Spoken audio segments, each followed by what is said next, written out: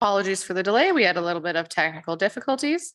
In the spirit of respect, authenticity, and reconciliation, the town of Slave Lake honors and acknowledges that we are situated on the traditional lands of Sawridge First Nation within Treaty 8 territory, home to Indigenous, Métis, and Inuit peoples who have occupied these lands since time immemorial. Councillor Brandel. For adopting the agenda, I'd like to propose that we move 3A letters to the minister to after the reports. In the interest of time. Okay, any further discussion? Call to question those in favor. And that is carried. Councillor Hughes.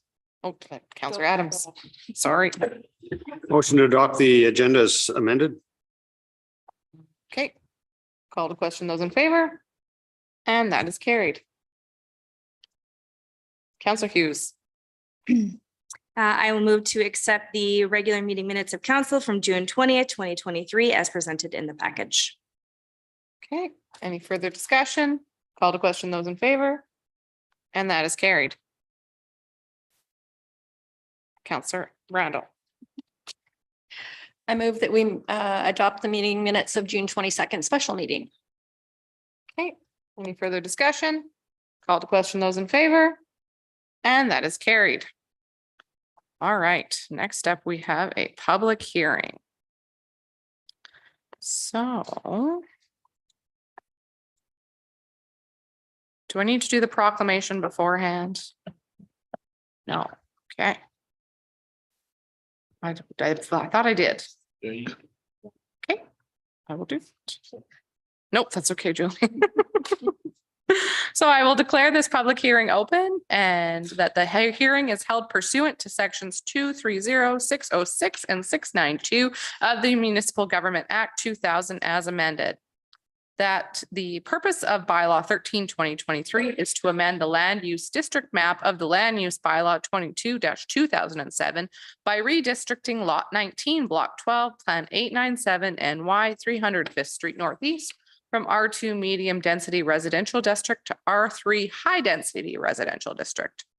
The notice of the hearing was given in writing to the applicant, the assessed landowner or landowners and adjoining landowners, and the planning and development officer. The notice of the hearing was advertised on the town's website from June 12th, 2023 to July 4th, 2023. Presentations today are to be brief and to the point. The order for the hearing presentations will be the planning and development officer, those in favor of the bylaw, those opposed to the bylaw, any person deemed to be affected who wishes to be heard. And all persons giving presentations are to state their name and address. All right. Okay, your worship and members of council, the purpose of this report is for council to hold the required public hearing and consider second and third reading for bylaw number 13/2023. The applicant and landowner is Métis Urban Housing and it's 305th Street Northeast or plan 897 NY block 12 lot 19. In accordance with section 231 of the Municipal Government Act, Town Council must give bylaw 13/2023 first reading and hold the required public hearing prior to passing a resolution. The bylaw received first reading on June 6, 2023. In accordance with the municipal land use plan map of the municipal development plan, the subject site maintains a residential and general urban land use designation, and as such, an amendment to the MDP is not required. In accordance with the land use district map, the land use bylaw, the subject lands maintain an R2 medium density residential districting and requires an amendment to allow high density developments or a fourplex, which is the subject of the application. So the landowner rezoned the subject lands from R1 standard detached residential district to R2 medium density residential district in January of this year to facilitate the development of a semi-detached dwelling. The landowners have been working with an architect on the design and layout of the dwelling and have since decided that they would like to increase the density on the site to allow for residential units.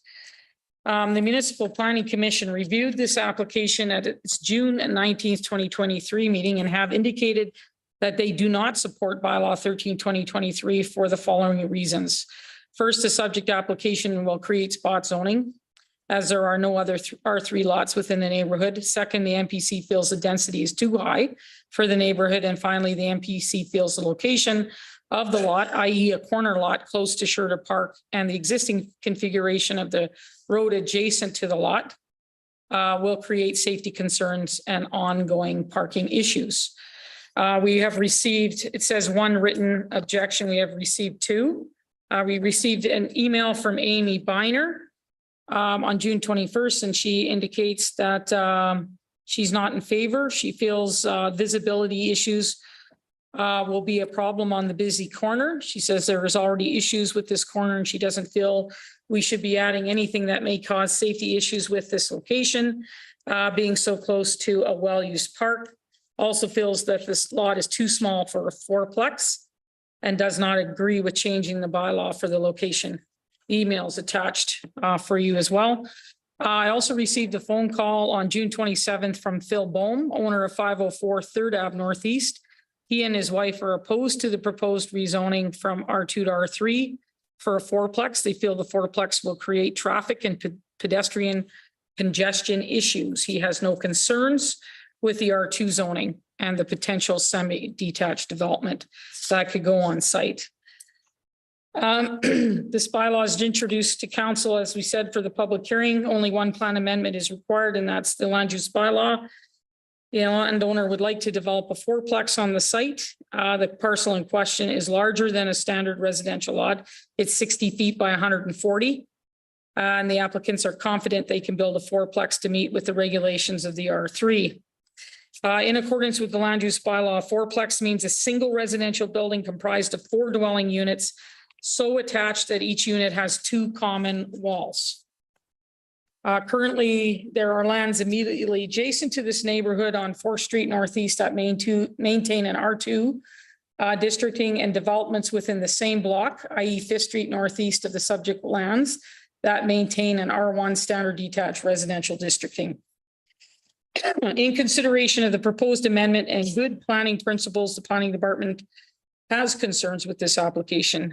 Typically, high density developments are used to buffer residential neighborhoods from commercial areas. The intent of this buffering is to reduce the potential conflicts between uses. You'll often see residential neighborhoods designed with low density residential zoning in the heart or the center of the area. And as you move out, you will see the zoning increase. So you may see some R1 standard detached residential with some R2 on some of the larger lots, maybe a corner lot, for example. And the intent is to provide some separation and buffering to higher or medium density and commercial areas. R3 high density residential zoning almost never appears in the heart of a low density residential neighborhood. And further, often the lot sizes are designed at the subdivision stage to support low density and standard density developments, and as such create safety and other issues when you try to overdevelop the lots. Sorry about that. Second, this application will constitute spot zoning as there are no adjacent or abutting R3 in the area. And third, even though we should not consider the regulations for a specific development, a developer will be required to meet them. The planning department feels that the lot in question is not large enough to properly meet with all the regulations. We feel that likely stacked parking would be proposed, and the functionality around that with 4 individual tenants is poor. Stacked parking works fine for single family developments, but not for developments with multiple tenants and separate units. Likely, we will see tenants forced to park on the street as the on-site parking will not function well. In addition, as this is a high density development, outdoor amenity space must also be provided. And at this time, we're not sure where on the site that it would be proposed.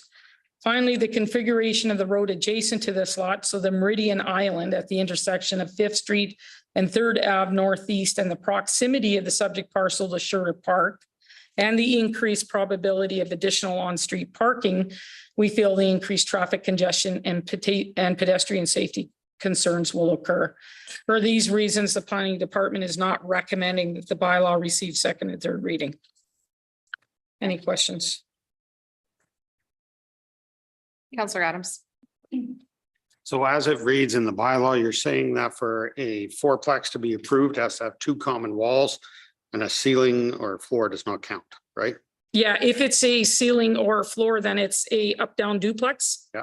Not, and if it's the 2 common walls, so that means if you took a square one in Yes. each corner to get the two Then common on walls. 60-foot wide lot with offsets from property lines, how are you gonna fit that style of a fourplex? You could probably do it if you went with a two-story development where you put, just the living area on the main floor and the bedrooms above or vice versa. So in order to get the smaller building envelope, you would need to go either development in the basement or develop on a second floor. So 2-story fourplex almost. Yeah, or you develop, basements or whatever bedrooms in the basement and living on the main floor. But you would have to get that, you would have to develop both two floors, whether that's basement and first floor or first floor and second floor to get that And then you made some smaller envelope. comments around problems with parking. If we got a corner lot sitting there, does that not give us more space for parking? No, actually, the setback requirements for corner lots are greater on the side yard because of sight lines. Mhm. So you have a 15-meter side yard setback, 15-foot, 4.5-meter side yard setback on one side, and then 1.5 to 2 meters on the other side, depending on whether you're 1-story or 2-story. So you've already got 20 feet minimum of side yard setbacks, not including if it's a 2-story, then it's 22 feet of setback. Thank Counselor you. Brandel? So do we know the building footprint at this point? No, and it's typical that we wouldn't, because at this point we're rezoning and the decision is supposed to be based on whether or not it makes good planning sense. True. Yeah. Okay, But no, I haven't seen a building footprint yet. okay. Yeah. Because another duplex we had, it was contentious about parking issues. The developer assured us that he could put like double driveways in it, and it kind of appeased council. I was just wondering if you knew if that was. Yeah, that would be fine for the duplex. What I'm concerned about with the fourplex is how do you separate the parking for 4 units so that you don't stack them on site and you get that functionality? Yeah. Yeah. Yeah, okay, interesting. Any further questions from council? All right. Thank you, Lori. Yeah.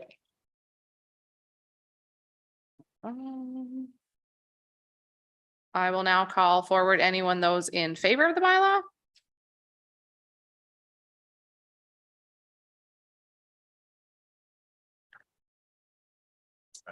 Hi there. If you can state your name and address in the mic, that'd be great. My name's Jason Thompson. I work for Métis Housing out of Edmonton.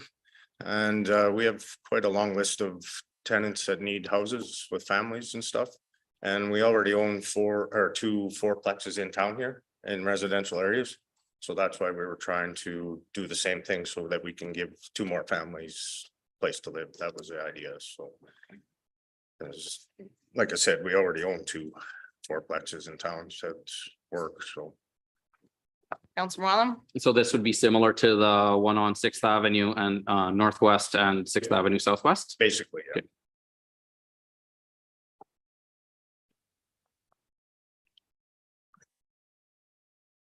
Okay. Good. All right, thank you. Any further Thanks. questions? Okay. I will now call up those opposed to the bylaw.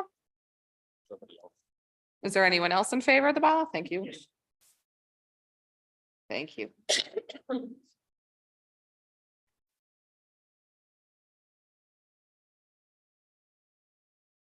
And if you can just state your name and address into the mic when you have a minute, that'd be great.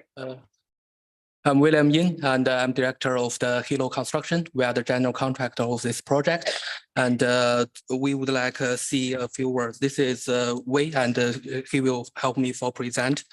The first question is the safety. So this lot is on the corner of the, are we allowed to show those pictures? Okay, yeah, it's on the corner lot, and it's face on the parking, and really effective for it's the neighbor is one just beside that lot, and of course the cross the road and the back alleys has some affection as well, and we try to be safe. And if you see our plan, and we're gonna be do the parking.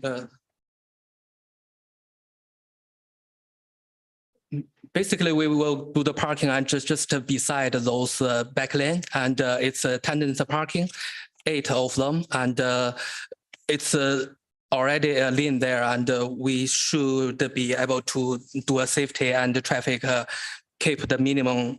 And regarding the parking, we have 8 parking already, and it's a tandem parking. Each unit renter get 2 parkings, and they supposed to fit all the need. They don't need any on-street parking. The third one is the amenity area. If you see our plot plan, it's really small lot. We admit that one, but we have really small unit as well. Each unit only has 800 square feet. So the total is 3,200 square feet. It's only a little bit larger than the bigger single house even. It's larger than the most of the duplex in Edmonton, I think. The amenity area will be in the front and at the back, just between the parking and the house itself. So according to the town of Slave Lake bylaw, and each unit will have 7.5 square meters, and we can just achieve that easily. And the fourth one is the setback. If you see the plot plan and we meet all the setback requirement, the front setback will be 7.5 meters and the rear setback is 7.5 meters. That without consider the parking. The parking will be just outside that setback. Usually we can just put the parking in the setback. We didn't do that because our building is so small. Although it's 4 unit, but it's a small square footage. That's the reason we can achieve the setback as well. The last one will be the mass, and we try to again minimize the impact of all the. We respect the neighbors and we try to minimize those compact. So it's not 2-story building anymore. It's 1 single story. And the main floor is the living room, the kitchen, those kind of things. And we have developed the basement. It's only 1 story and it's small. That's our work to do that one, minimize the mass and those things.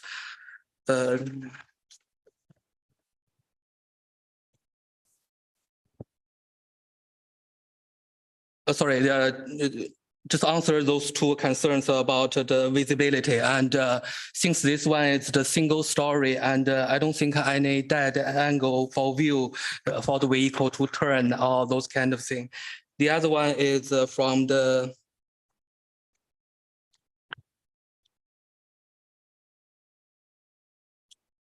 the other from the neighbor's bill, and he said it's overdeveloped. Again, we admit it's more than the normal. Although the backland is R2 and neighbor is only R1 zoning, and we really talk to the meetings, and they really have the need to fit their need, and they have a long list for the waiting for those tenants, and again, they are non-profit and just limit budget. They try to just fit more people there, and we do as much as we can, and we try to compromise with the design to reflect those neighbors' concern as well. May I add a little bit of a different understanding of the density? Originally, we were planning to build a side-by-side duplex, 2-story, also with a living space around 30 to 3,200 square feet above ground, with the basement developed. So altogether, we can put 6 bedrooms on each side, which together side by side, so it's 12 bedrooms. And in terms of that, and then our client, Métis Urban Housing, may need to put 2 big families in there. So the total tenant might also exceed more than 12 in those new buildings. With the new proposal that we have, as you can see, the total bedrooms in the new building will only have 8 bedrooms in there. So we are trying to aim to help the smaller family or young families to live within the cities. In terms of density units wise, yes, it's more than 2 units. But in terms of how many tenants can live in that property, we're actually reducing the total amount of tenants living in the same property. And just to clarify, from looking your drawings here, so the fourplex would be up front, and then you would have basically a parking lot back At the here back, with 8 yes. stalls? Yeah, at the back itself. So no other orientation different as the neighbors. We'll try to access either from the back lane or from the side street. We'll work closely with the city's development officer and suit the need.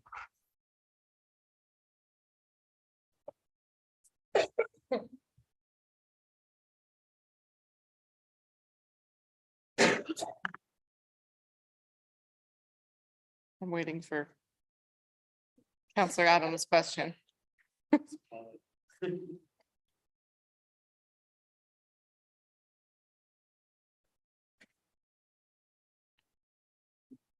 So I have a quick comment of just about the parking. So would it be stacked parking? Just because I'm looking at the drawings, I'm a little confused. Would they each have their own access to, like, they would be parking behind each other, or how's that going to work? Sorry. So each unit will have 2 designated parking, so they can arrange who goes in first, who goes in after. It's Okay. not going to interfere with all the other units parking. Gotcha. Okay. I have a question for planning in relation to that parking, because essentially it's creating a parking, I don't want to say lot, but it's creating 8 stalls in behind the fourplex. Are there any planning concerns regarding, like, is that an issue with regards to having that separate sort of, I just haven't seen it in town other than at like apartment buildings where we have obviously a significant amount of parking for our tenants. So I can respect this as a different way to accomplish the parking for each of the stalls. So I'm just curious if there's any planning complexities with that. Yeah, the only thing that I think of, without having the bylaw in front of me, that, and without doing a plan review, is that some of this now. So if you're gonna convert from that, that would be like maximum width of the driveway is 8.5 meters. So we have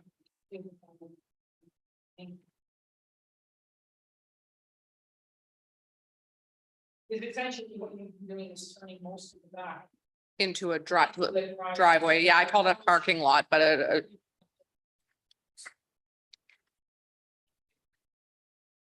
So it still is stacked, right? Because you said that the residents would have to figure out who's. Yeah, those called tandem parking, front and back. Yeah. Yeah, if the development officer question about access from the avenue, we can do the, like the Lori said, we can do the back lane access. back lane Yeah, access. yeah, just turn that parking 90-degree. So if each resident has, or each unit, oh, that is 8, okay, yeah.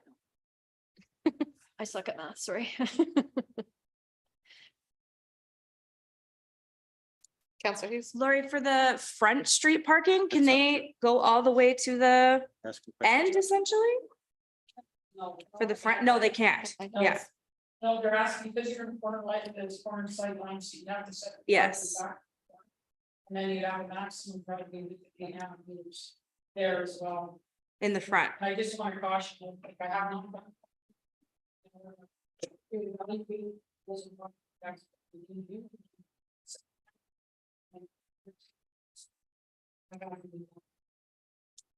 Okay. Right, again, back to the. We're not supposed to. And then they see.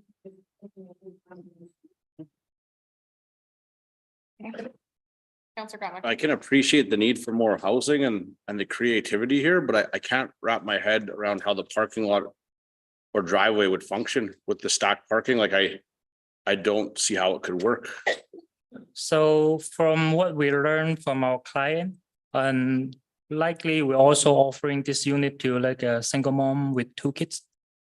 in many cases, one vehicle. I get they might, Yeah. maybe there's only 3 vehicles there. So basically, we designated this plan to meet all the bylaw requirements. Which bylaw is allow for tandem parkings? Are there any further questions? Question for Lori. Are you allowed to use on-street parking as part of the formula? No. Okay, just wanted to 100% clarify. Okay.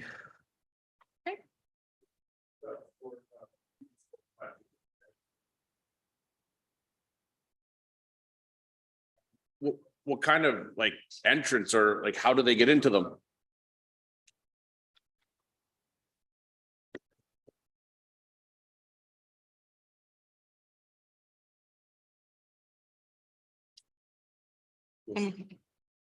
Any further questions for our presenters? Councilor Malone? So with like, would a unit like this have to have their own garbage bin in the back? Like, do we have to allow for extra space for that? Like for a bin itself, or do they just have like the regular ones that? Okay, if we use the back lane for the access and each tandem you need 2.55 meters width, and that only takes 12 meters. The lot is 18 meters, and the rest we can put enough garbage bin there, even for each unit and for recycle bin. We have enough room. We did that a lot in the Edmonton, and we built just a garbage stand for each house, 2 of them each, and it's going to be enough with if it's the back lane pickup. I think here is a back lane pickup as well, right? Okay. Councilor Brandel? Question for Cal, because he's in the audience. How would snow removal work in the alley? Is this a maintained alley? Town maintained alley?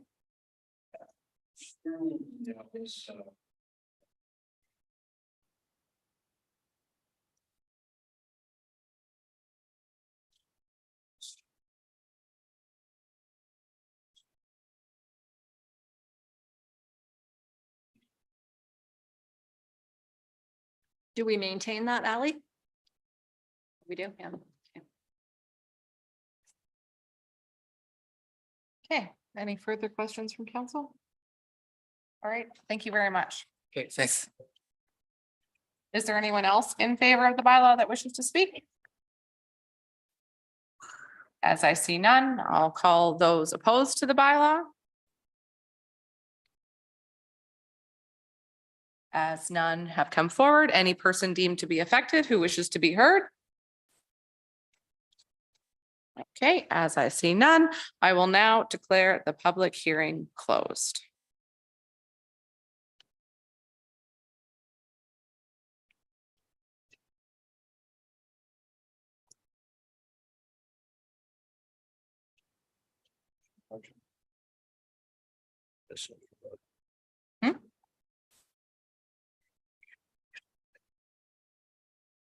Well, that's, sorry, Jeff, I'm, should there not be a business arising from the public hearing that's not on here?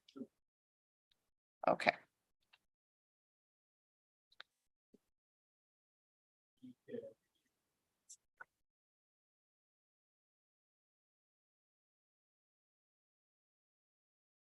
At the end of the reports, okay. I will make a motion to add the business arising from delegations to our agenda. Any further discussion?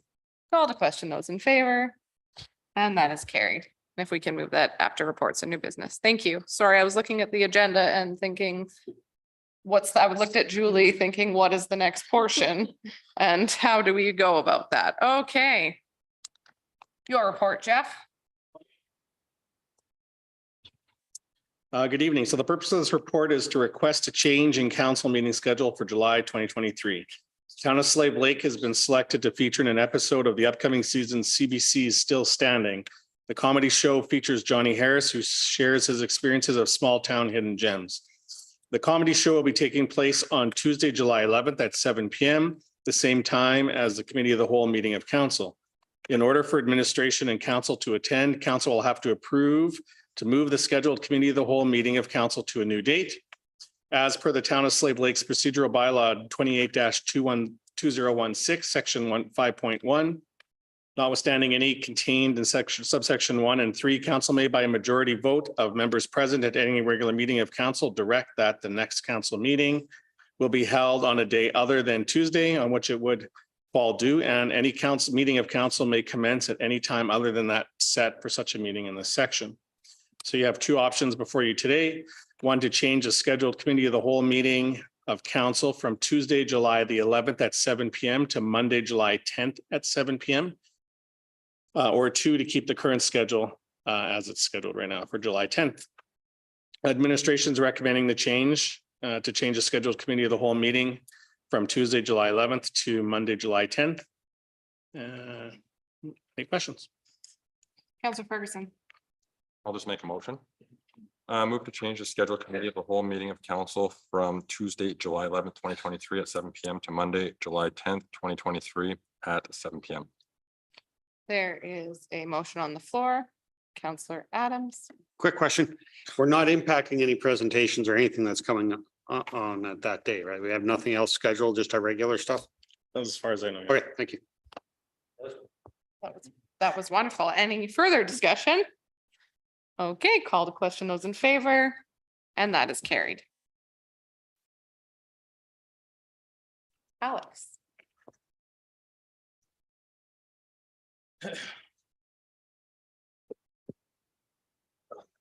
Thank you, Mayor and Council.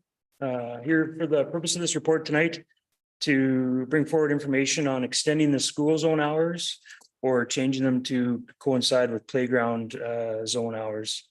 So back in early 2023, the council requested information on possibly changing the school zone hours to coincide with playground hours or to have one current time. So we did some research. We sent it out to our Engaged Slave Lake. We sent it out to local schools. And in the time frame of 3 months, we received 120 responses back. A little bit split on what they were, how people were feeling on those 120 responses. Some were for, some were against, and some were asking for no change. We also reached out to the local RCMP and peace officers who felt changing the current model, which we follow the provincial model of 8 to 9:30, 11:30 to 1:30, and 3 p.m. to 4 p.m. Changing it to a solid time of 8 a.m. to 4:30 p.m. would be recommended.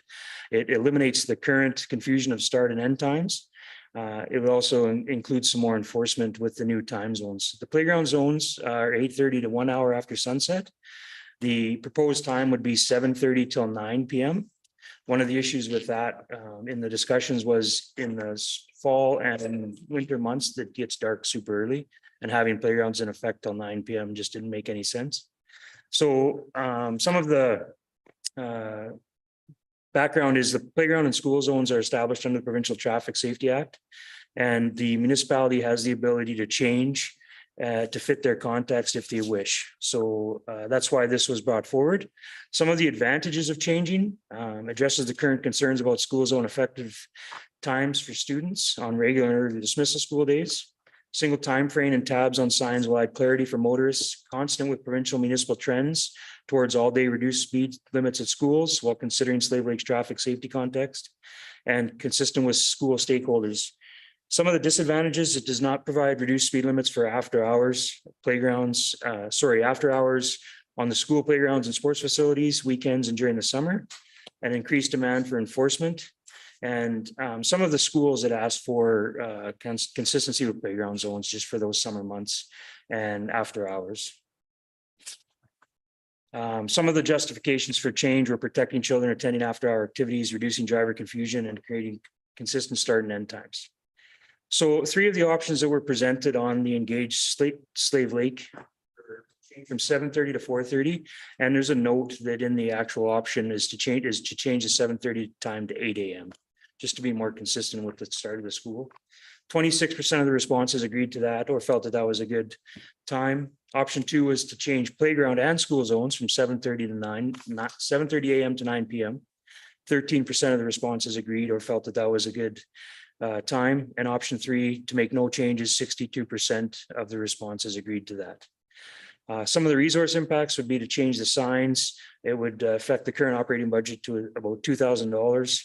All school zones and or playground signs, depending on what choice was made, would need to be changed to reflect the new times. The traffic bylaw would need to be amended to reflect the new speed limits. In order to get this out on the communications, town social media, website, local news, Voint alert, and possibly radio. And then the three recommendations were to change from 8 to 4:30 in the school zones, only on school days. Change the playground and school zones 7:30 to 9 PM, or to make no change. Any questions?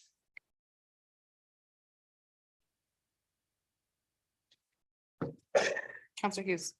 I was just curious about the school's stakeholder feedback there. So you mentioned that they have been requesting this during the summer months and after hours specifically? So one of the concerns the school had was the school zones have no speed reductions after 4:30 and on the summer months. So they were requesting to go to a playground zone speed limit in some of the school zones. So that was one of the options that was. Okay, so people like trustees from the High Prairie School Division have been requesting of the town to do this? It was one of the questions that was brought up when they were reached out to. Okay, So, and then our communications manager sent the information back to them to have them do the Engage Slave Lake as well. We don't know how many actually responded, but they right. were given the information on the project and directed to the website to do so we're not sure how many of those 120 were actually from the school. Okay, so they'd be looking for the option 2, sorry, just to be clear? like That was the changing understanding. playground That they were and school looking for zones? some coverage through the summer. Okay, Counselor Crammer. So there's no formal information from the school board. They just voted like a public citizen. Okay.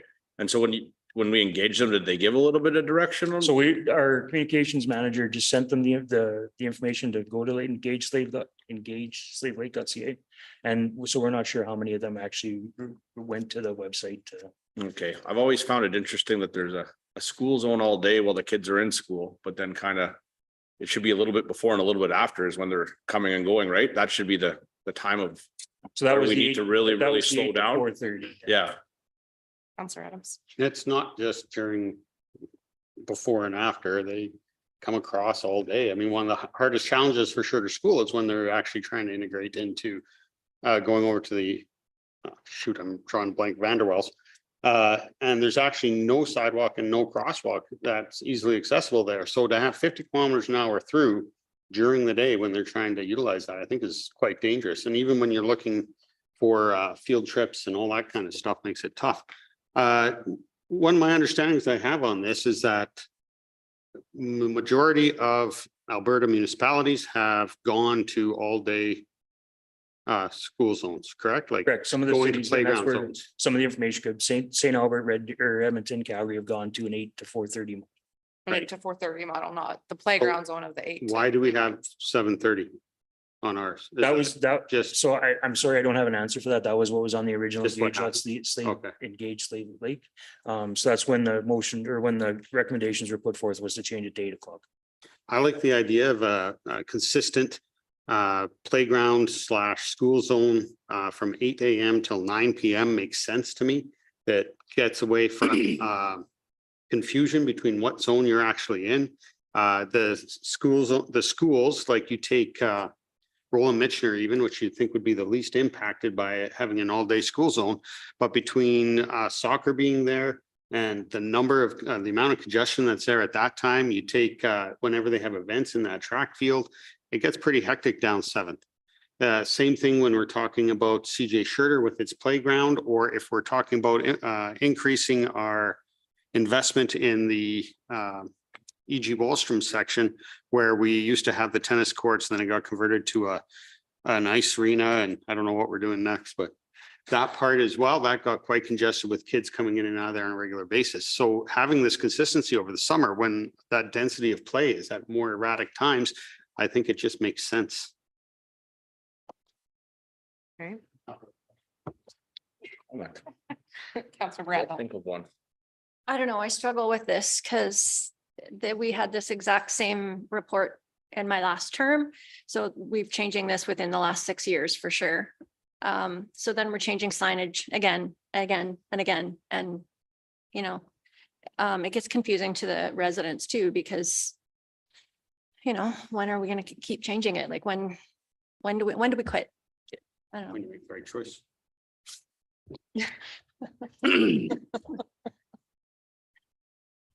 Counselor Hughes. Well, I just had a question for Councillor Brandel. So you guys have done this within the last 4 years? You have made could you relay that So the one information? that is right now, the provincial guidelines with the 3 times. Yeah. When you have to look at your clock to see if you're speeding or not. Yes. So we changed that one. And we were told by administration at that point where that if we were the only one in the province of Alberta that hadn't changed, so we have to do it right away. And I think the school division was pushing it too, were they not? Steve, you would remember? You were the guy pushing Yeah, it. I push it. And it got shot down.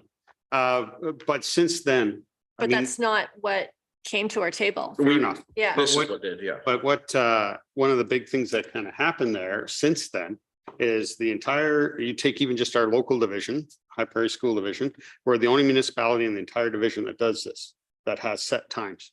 Everyone else knocks it down all day. Yeah, but why do we care about Then- what other but communities? do? Then you, Sorry. Calgary and Edmonton have got to be doing something, right? There's 1,200 school zones or playground zones in Calgary. There's 400 in Edmonton.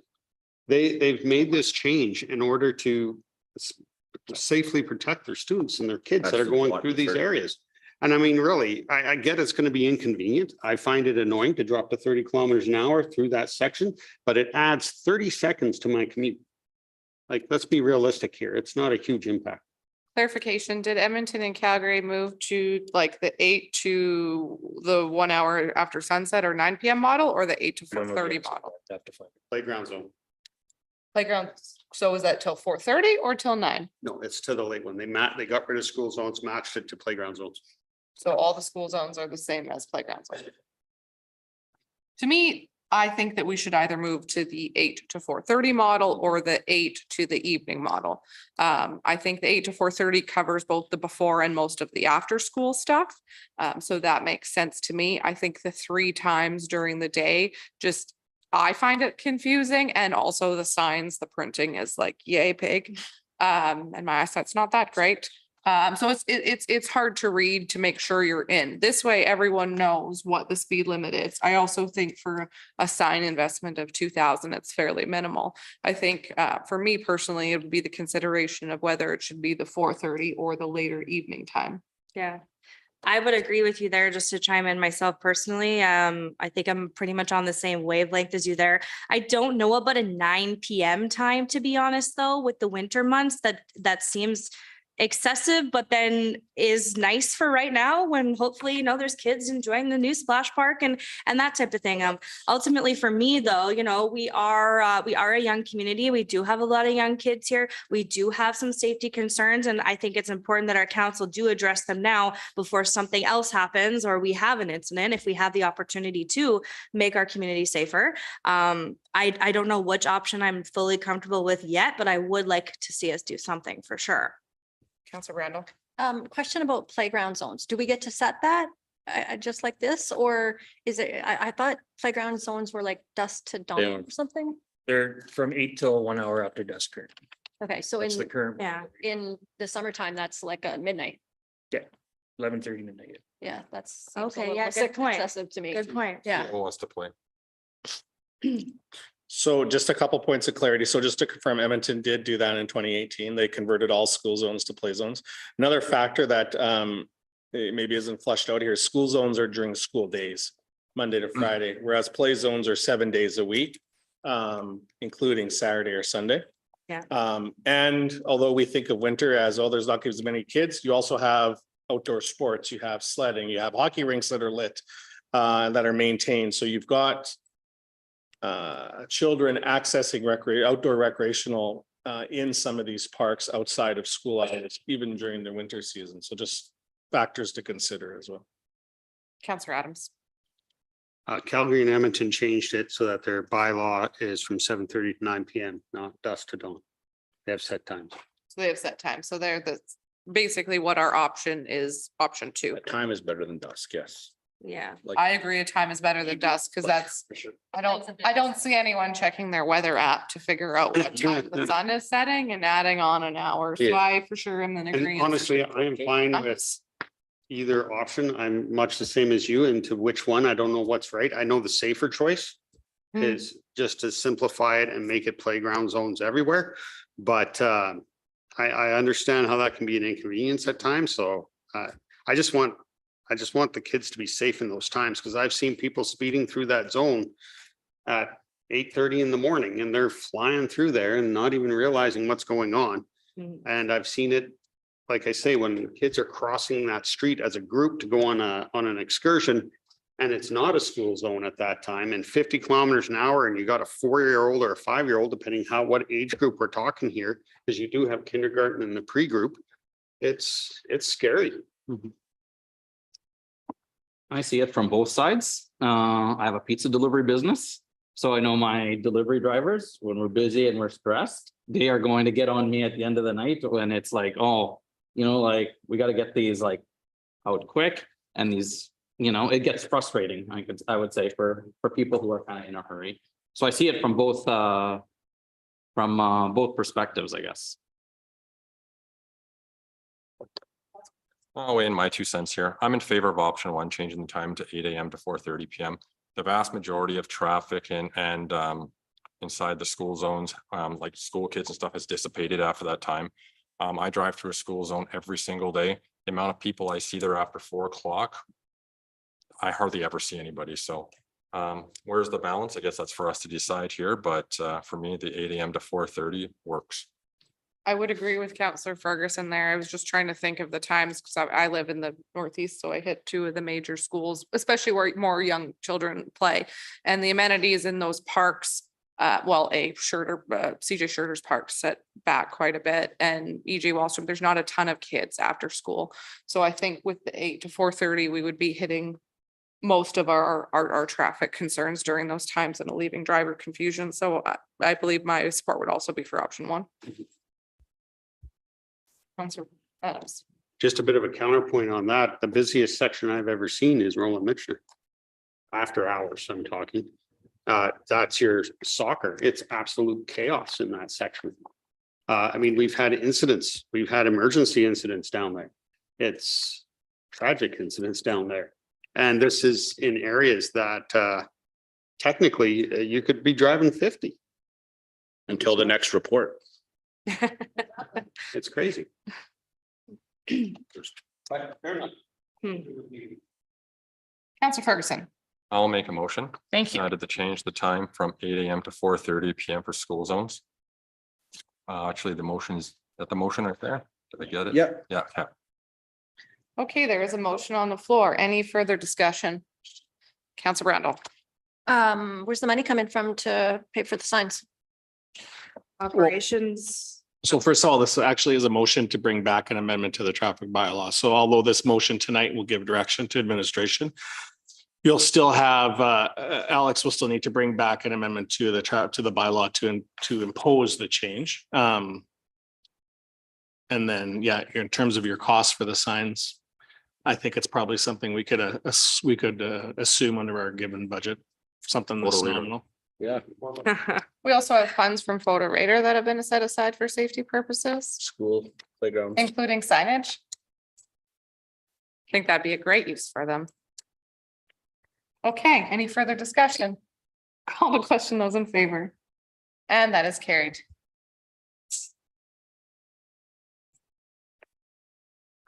Still you, Alex. That's why you're supposed to go first, right? Soon we'll get you to the top, buddy. It's all new to me.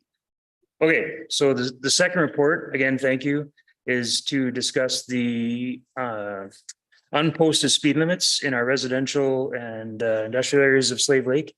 So the current unposted speed limit in our region is 50 kilometers an hour.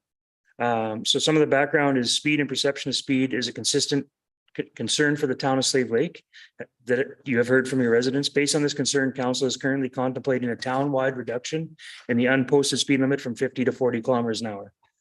To increase public safety and livability, reduce potential for collisions, and align itself with other jurisdictions across the province, like City of Calgary, Edmonton, and St. Albert. City of Edmonton just recently did their reduction.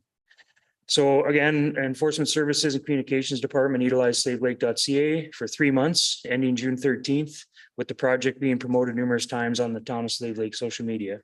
On this current one, we had 134 responses. Again, local RCMP and peace officers were also included and had no concerns with reducing the speed in unposted areas, other than utilizing enforcement education. So not going straight to writing tickets, but using education before. Traveling at a slower speed gives a driver more time to react, broadens their field of vision, and reduces the severity of crashes when they occur. It also gives others, including cyclists and pedestrians, more time to react. Changes to speed limits in neighborhoods will only apply to residential and some collector roads.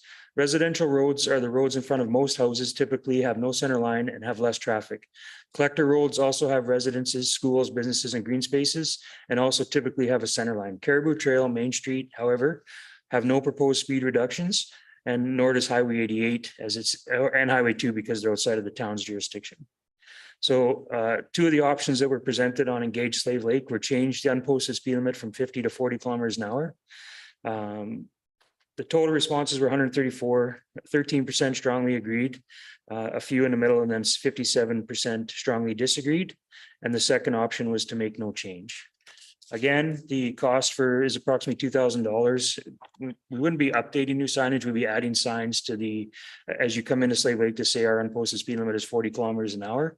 We would not be adding 40 kilometer an hour speed limit signs all over Slave Lake. Again, communication strategies using our media, website, social, local newspaper, Voyant Alert, and the radio. And then the 2 recommendations to change to 40 kilometers an hour or to make no change. And then there's also some information from the Engage Slave Lake, some of the free class questions that were posted on the next page. Any questions? Okay. Counselor Adams. You were first. All right. No, my first one is just a little clarification around where we're talking about this. So this is with the 40 kilometers an hour you said in front of residential areas, like the 13th Ave where we had that complaint about speed and how dangerous it is. Yeah. Things like that. And then, but you also said that so Main Street would still be 50 all the way down? Correct. So none of the posted speed limits that are currently 50 would change. This would only be for the unposted areas, mostly residential. So what are brief overview of the posted areas then? Sorry? Brief Main Street, overview. Main Street, roughly. Caribou Trail, some of these 6th Avenue Northwest, so 6th Avenues Northwest, Northeast, Southeast, Southwest are mostly posted. This would affect a lot of the streets and avenues in those sections of town. Okay. And Industrial Park, some of those side roads in Industrial Park are also not posted. Counselor Brando, was that your question? That was my question. Thanks. Counselor Gramack. More of a comment. I don't mind the speed reduction at all. I'd also like to see council's appetite on making like Caribou Trail up to 60 kilometers and use it as more of a ring road. Rather than if you could go 50 on Caribou Trail, how could you go 50 down 12th Street this whole time? I know increasing it by 10 sounds crazy, but if you think about that, it would make sense. And then I'd also like to look at Highway 88 and raise that again one day, but I just wanted to hear council's appetite on all of that. Counselor Ferguson. Well, we asked about Highway 88 here a few years ago, and the response from the province was a flat out no, not until we corrected where the walking path is, if we moved a little more off from the road. So the province, Path by the train tracks? yeah, the province was not keen to entertain it. The old province. The new province will listen. Counselor Adams.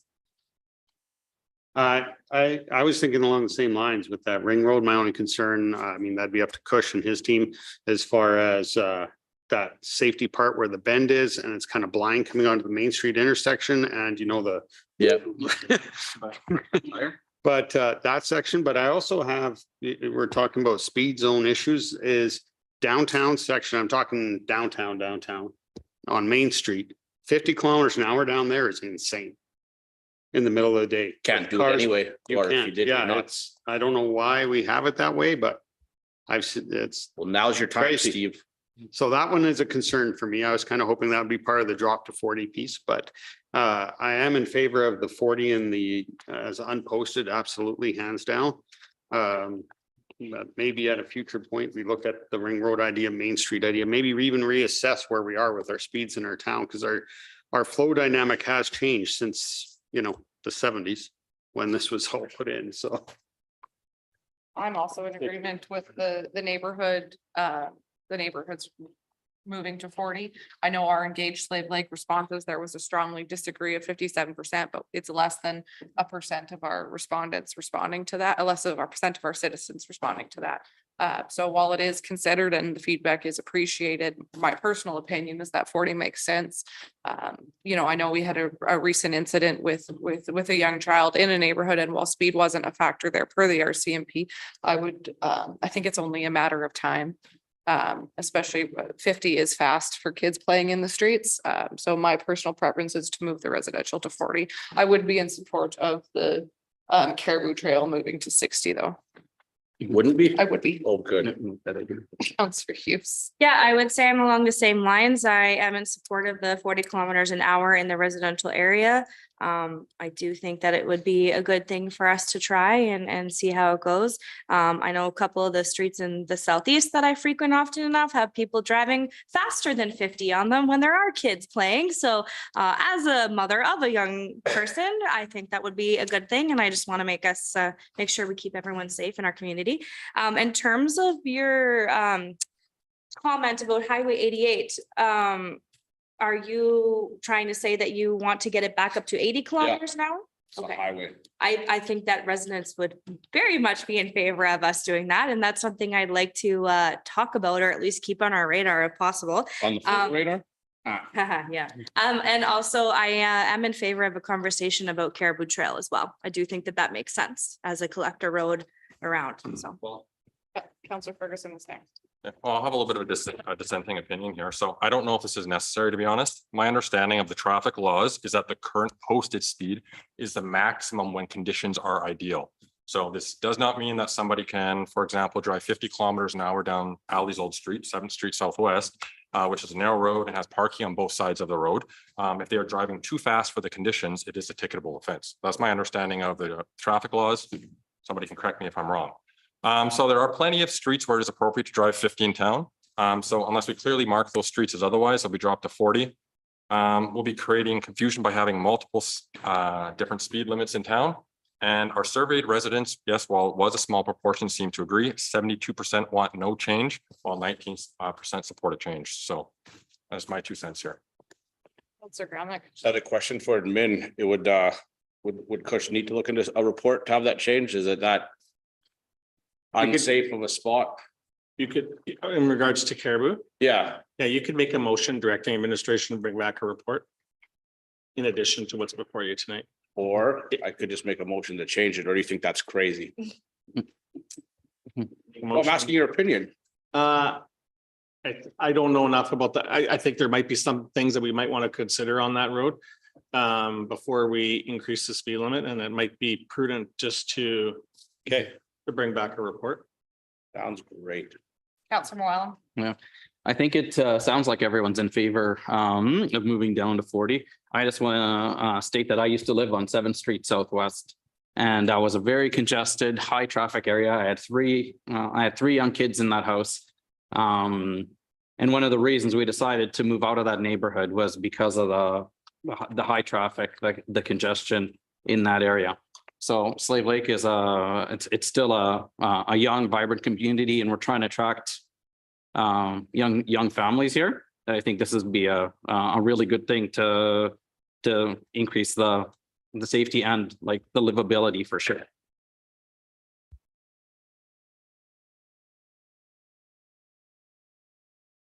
Counselor, I'm sorry, I thought you were done. I'm sorry. No, just a counterpoint to Bryce. I understand you're saying 50, you got to drive to the safety and the conditions of the area. But that being said, you take 13th Street as a prime example, and the speed that is achieved down there in the southeast is crazy. They're exceeding 50 kilometers an hour on that road because the newer designs are wider. They're not as closed in, so they feel like they can drive faster. It's not like the older neighborhoods where, yes, I agree, the crowding really narrows it down, and it does cause people to slow down.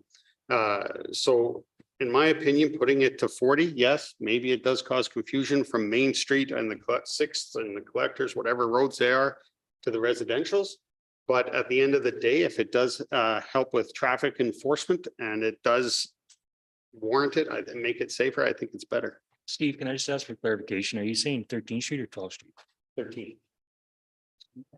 I will make a, Race down to the end of the cul-de-sac. Or that thing, oh no, the first time, I box 13 back because it's narrow, 13th Street, it's wide open, redesign.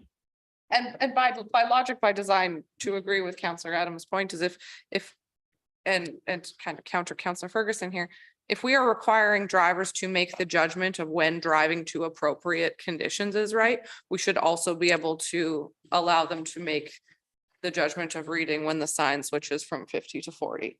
So by logic, they should be able to handle both scenarios. Counselor Gramlich. I was like to make a motion to change the unposted speed limit from 50 kilometers per hour to 40 kilometers per hour. Okay, there's a motion on the floor. Any further discussion? Okay, call to question. Those in favor? All those opposed? And that is carried. Counselor Gramlich. I'd like to make another motion to Okay. direct administration to bring back a report on speeds on Caribou Trail and the possible change to that. That might be a third motion because we kind of have to go through do I need a third motion for 88 to go through the province? They've already said no based on. Well, we got new province. That may be included later on in your agenda tonight. Oh, okay. Well, rock and roll. That's the motion. Okay, there's a motion on the floor regarding Caribou Trail. Any further discussion? Call to question. Those in favor? And that is carried. Thank you, Alex. Thank you. Thanks, Alex. It's your turn, Cody.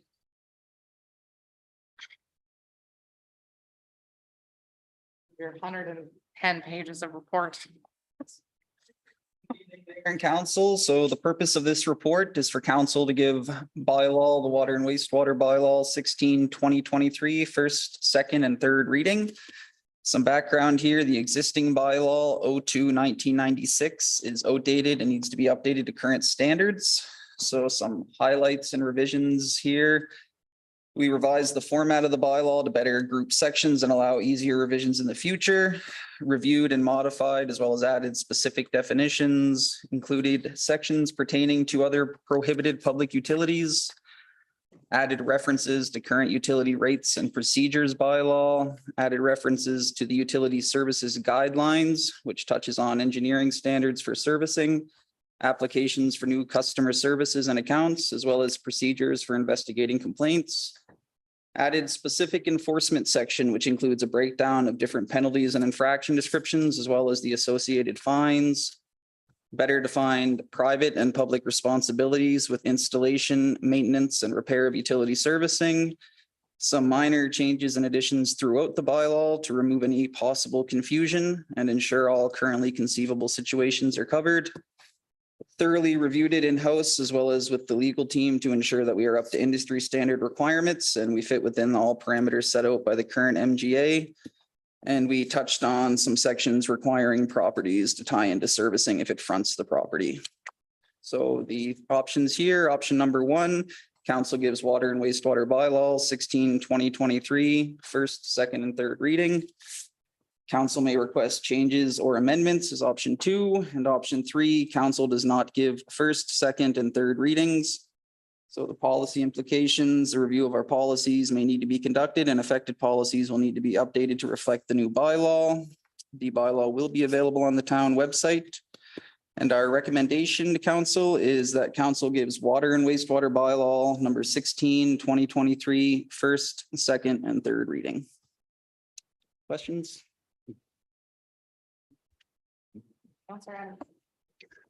Okay, what's our definition of a connection point? Connection point is the point where the word for word in the bylaw, I have to look, but it is the point where the town stubbed off a service for connection from a private developer. So in this, we're saying that the town shall provide and install all facilities up to the service connection points subject to the terms of this bylaw. So is this us committing 100% that we are running water lines wherever somebody needs it within the municipality? No, not necessarily. But it's saying where there is water lines that's the municipality's responsibility, but not for us to have necessarily run the infrastructure or to run the water line specifically. I would think that would be covered by Kinda the worded that planning and way. development. Shall provide and install. The other thing is, I would have liked to have seen a red line with this to understand what the changes are. Well, you have attached, I believe, attached to this document. Let me just double The check. new one, but You not should a have red the line. old one. Well, the old one was The old one's in the back. 27 I'm not years. gonna go word for word through this. Yeah, it is. This was a document that was really basically a radically new rewrite, right? And the existing bylaw is 27 years old. Yeah. So it wasn't so much of a strike a line here, add a word there sort of revision. This was a major updating. So to have a red line version of this document, the majority of the new bylaw before you would be red. Because it was a lot of it's new. I just struggle with the wording in here where it's saying the town shall provide and install these facilities up to that point. So that means we're doing that. So your interpretation would be that this is putting the town in the responsibility to put that infrastructure in, Yes. Yeah. whether it's there or not. Right. Well, sorry, Frankie. Go ahead. That's my No, concern. I think if you read it like that, yeah, but then you have to still go back to planning of development where they have to approve that to go there, right? So we shall, once that's approved and then the agreement's made, I right? think that's the So point Cody was trying to make. Yeah, planning and development limits the amount of services you can have at your property. So if you're only allowed one at the property, you have to go through that process, at which point it gets brought to there. Sitting in an industrial area. It's been there forever and operating, and I decide I want a water line, and we have to run the main line all the way to that guy, so come on. We shall provide and install the facility. You mean if there's not a main line in front of the property? I don't think so. Again, it would have to go through what planning and development approves for that property, right? Councilor I don't believe that's not my interpretation of the act. This isn't meant to compel the municipality into infrastructure projects. It's just talking about the responsibility once it's in there Who's responsible for connecting and how far, what's our responsibility as a municipality? Connection from that line to the property. And then so. Yeah, I believe that's the rating. That's right. Yeah, yeah. We're required to stub it to the property line. and then it's theirs from there on. Councilor Ferguson. So I do have some concerns, page 180, section 2.1. And page 39, section 1.1, they're kind of the same thing. Talk about all developed properties adjacent to a wastewater main must connect to the wastewater system on or before a date set by the chief administrative officer. So the way I read that is if we bring in a line after the fact, those properties in front, developed properties would now be required to connect to them. Is that correct? That is So that would come at quite a cost to a business or a resident. And in my opinion, I personally don't see how it is fair to change the parameters for a business or a resident and require them to connect after the fact. I think that's something we deal with at the development permit stage.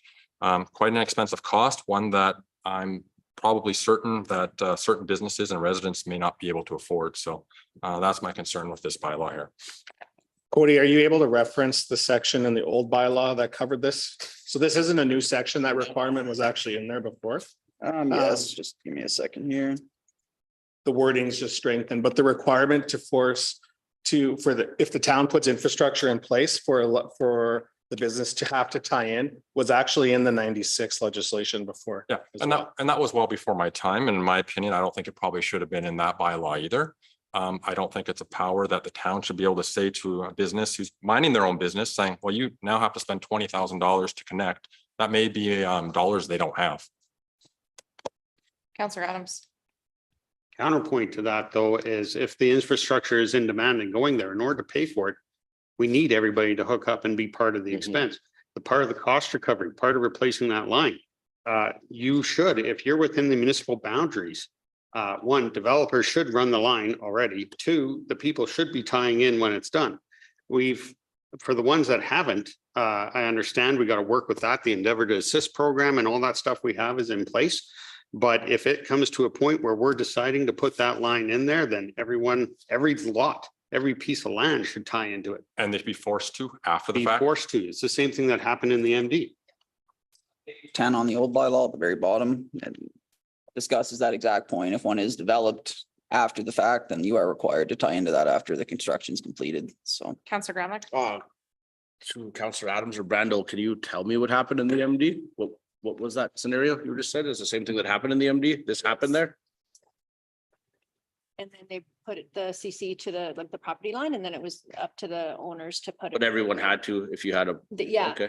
well, You're given time. they were, yeah, because there were a few exceptions, like if you had to just put in a new septic or something, because they put water and sewer. Yeah. in. You know, when I lived in the MD, that was, we were building a new home and we had a septic tank at the time, but it was old.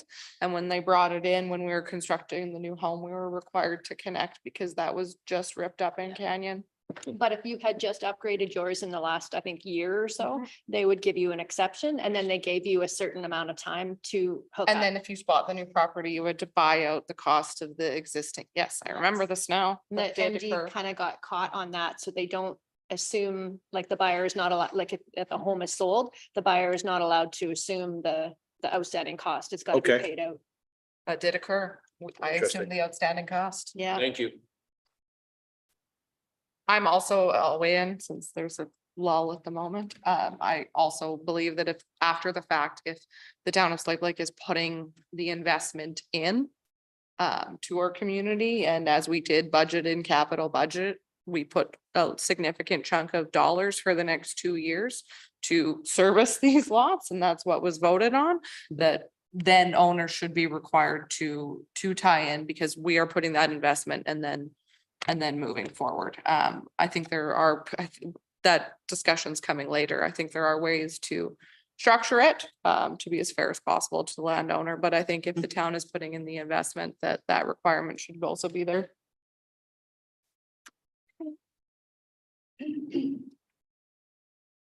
Any further discussion? Scrolling. Okay. Take your time.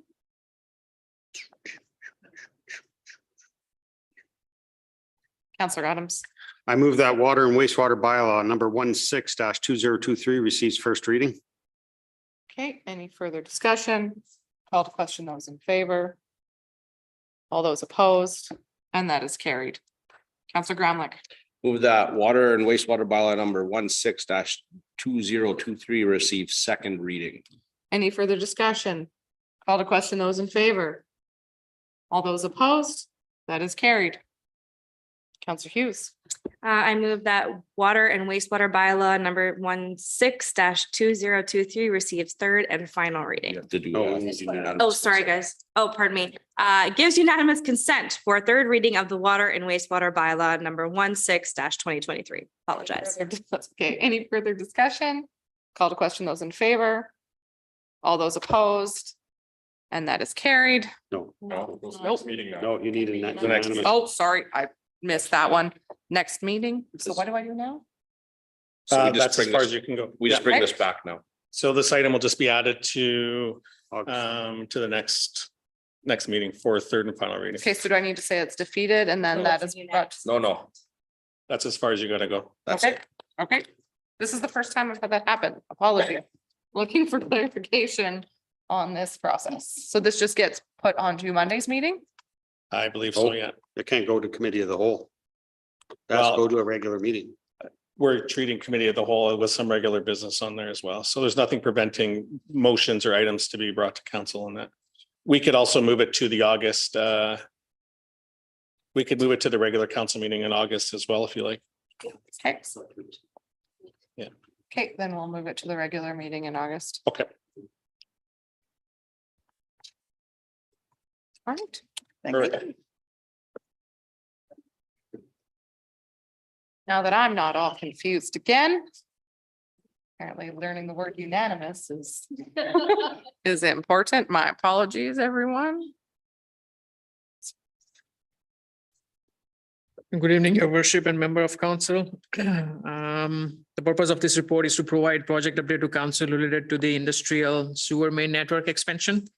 So council approved a capital project to be completed over multiple phases to expand sewer main network in the industrial zones of the town, mainly north of the airport and west of the Fournier Place. A map is attached on the last page of the report showing highlighted sections in pink with a yellow boundary. So those are 2 phases. The estimated cost of phase 1 is expected, which would be at the time when we were going through budgeting process, it was identified as a north of airport is expected to be 900,000, and phase 2 west of Fournier Place is expected to be 600,000. Capital budget of 900,000 was allotted this year to complete phase 1. The preliminary scope of the project includes installation of low pressure main adjacent to the industrial lots identified in both the phases. The industrial lots will be required to adopt either septic tank effluent pump system or grinder pump system before tying service to the low pressure wastewater or sewer main. Town administration would like to further discuss some items with council as follows. So the first is discussion that town administration would like to do is related to swapping of the phases of the project.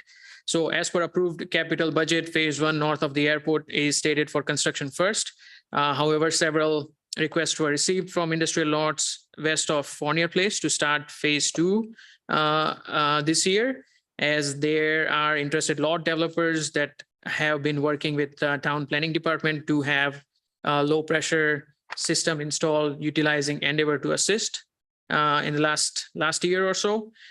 So town administration sees no problem with that request to swap the phases and to complete and would like to basically and we can move ahead to complete the installation of sewer main west of Fournier Place in 2023. Sorry, Kush, could we maybe just stop and have the discussions That's on the what I was topics? just actually, okay. Julie and I were just having a sidebar there. I thought it was going to be all 3 at once, but I think it would be easier to go discussion point by discussion point. Otherwise, we get lost and kind of herd the cats. Council views. Yeah, this is much better for me. Okay, so the north of the airport one, though, there was also businesses and endeavors to assist in that area, correct? Yes. It's already completed though. It's already been completed. Okay, so nothing new there. So that's why you're suggesting this swap to doing. Yeah. Sorry, what is this? West of Fournier instead of? Yes. Okay. I just wanted to clarify on that. I didn't realize it was all completed already. For this year, right? And then north would be next year. Next year. Okay, Yeah. then we'll continue on in the Yeah, That's north correct. It's a and two finish it. phase. 2 phases, 2 years. Yeah. Okay, thank you. Counselor Adams. Just to get clarification on that again, for that one north of the airport, how does this project impact the one that's already done with the Endeavor to Assist? I think at the time we talked about some sort of like coming up with a reimbursement process. There was a We're motion buying made them for out? reimbursement. Yes. Okay, just we're trying to remember there. Also, by swapping with this one, how many people along that Fournier section, out of all the properties that we're gonna run to, how many of them are saying, yay, we want to tie in? I think, so Because there according are, to that bylaw, we're gonna have them tie in no matter what. yes, so currently there are 13 unserviced lots around west of Fournier. And out of 13, I've heard like 5 are interested, so which between 38% and 40% of all the unserviced lots. So not everybody wants to do it, yet we're going ahead anyway? Does that seem right? That doesn't seem right to me. You're never gonna get 100% buy-in. 38 of people that are paying the bill. I don't know. I think it's crazy. We got a whole town. We've got a whole town paying for a bill. I know you guys have heard me on this one. I think it's insane that the developer and the people who own it are not paying for this. But on top of that, now, if we do pay for that, as I was outvoted, we are now asking these people that it impacts to pay into this, and the majority of them don't want it. So I don't know. Counselor Grandma. To counter that, if it's so insane they're not paying for it, well, now you're making them pay something for it. So you're getting some of the money that was so insane you weren't getting the first time. Like, these are the same people you're talking about, the owner who didn't pay for it. Well, now you're getting some of that money back. They're not paying for the main line. We've said, okay, we'll pay for the main line, and they still don't want to join. So why are we spending approaching $2 million for less than 38% of the people want it? So I'll counterpoint that in 5 years or 10 years, when our town grows and develops and these industrial lots sell, this is still going to be a problem. Basic water, basic utilities, water and sewer, I believe are, that's what it is. It is a basic utility. And if you look at the majority of towns' websites, and I did this when we were debating this in capital budget extensively, it said, we provide sewer and water to all residential and industrial lots in our town. And I personally think, as I debated in capital budget all the time, you know, I'm like a broken record on this. I think it's essential that the town of Slave Lake provides this.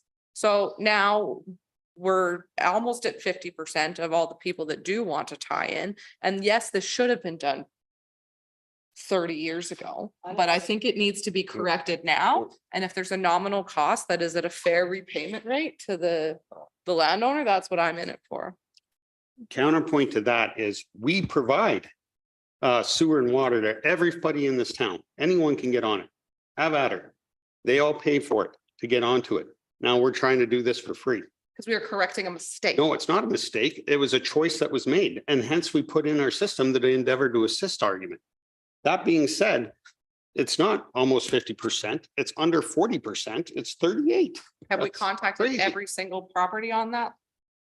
No, this is based on like, I haven't contacted, but this is based on them working with planning department last year. So have they all been contacted or no?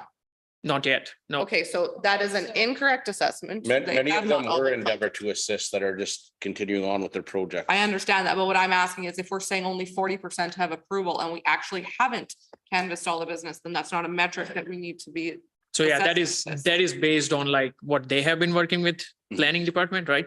And also we got requests Saying is the phrasing is we have at least 40%. at least 40%, yes. And there will be like, once this report is completed, there will be a notification that will go out based on what kind of motion council adopts tonight. And then there will be a letter that will go out and it will explain like what's happening, what will be your obligations, right, in terms of cost or if there are any, right? So, and that's where we are hoping that we will get some responses back from those lot owners. Councilor Rattle. So we talked about this last time. We had asked like approximately how many properties this was going to impact. And the number was in like the 30s, 36 or something. So impact in the sense like how many are unserviced, you mean? Yeah, so west of Fournier Place, there are 13 properties. 13. Yes, north of airport, there are 25 properties. Okay, so this includes every unserviced property Yes, in the yes. entire town. Yes. Okay, that's what I wanted to make sure. Is anyone opposed, just gauging councils? Is it, oh, sorry, not about that, not opposed about that. I was gonna say, question. anyone opposed to swapping the areas? But go ahead.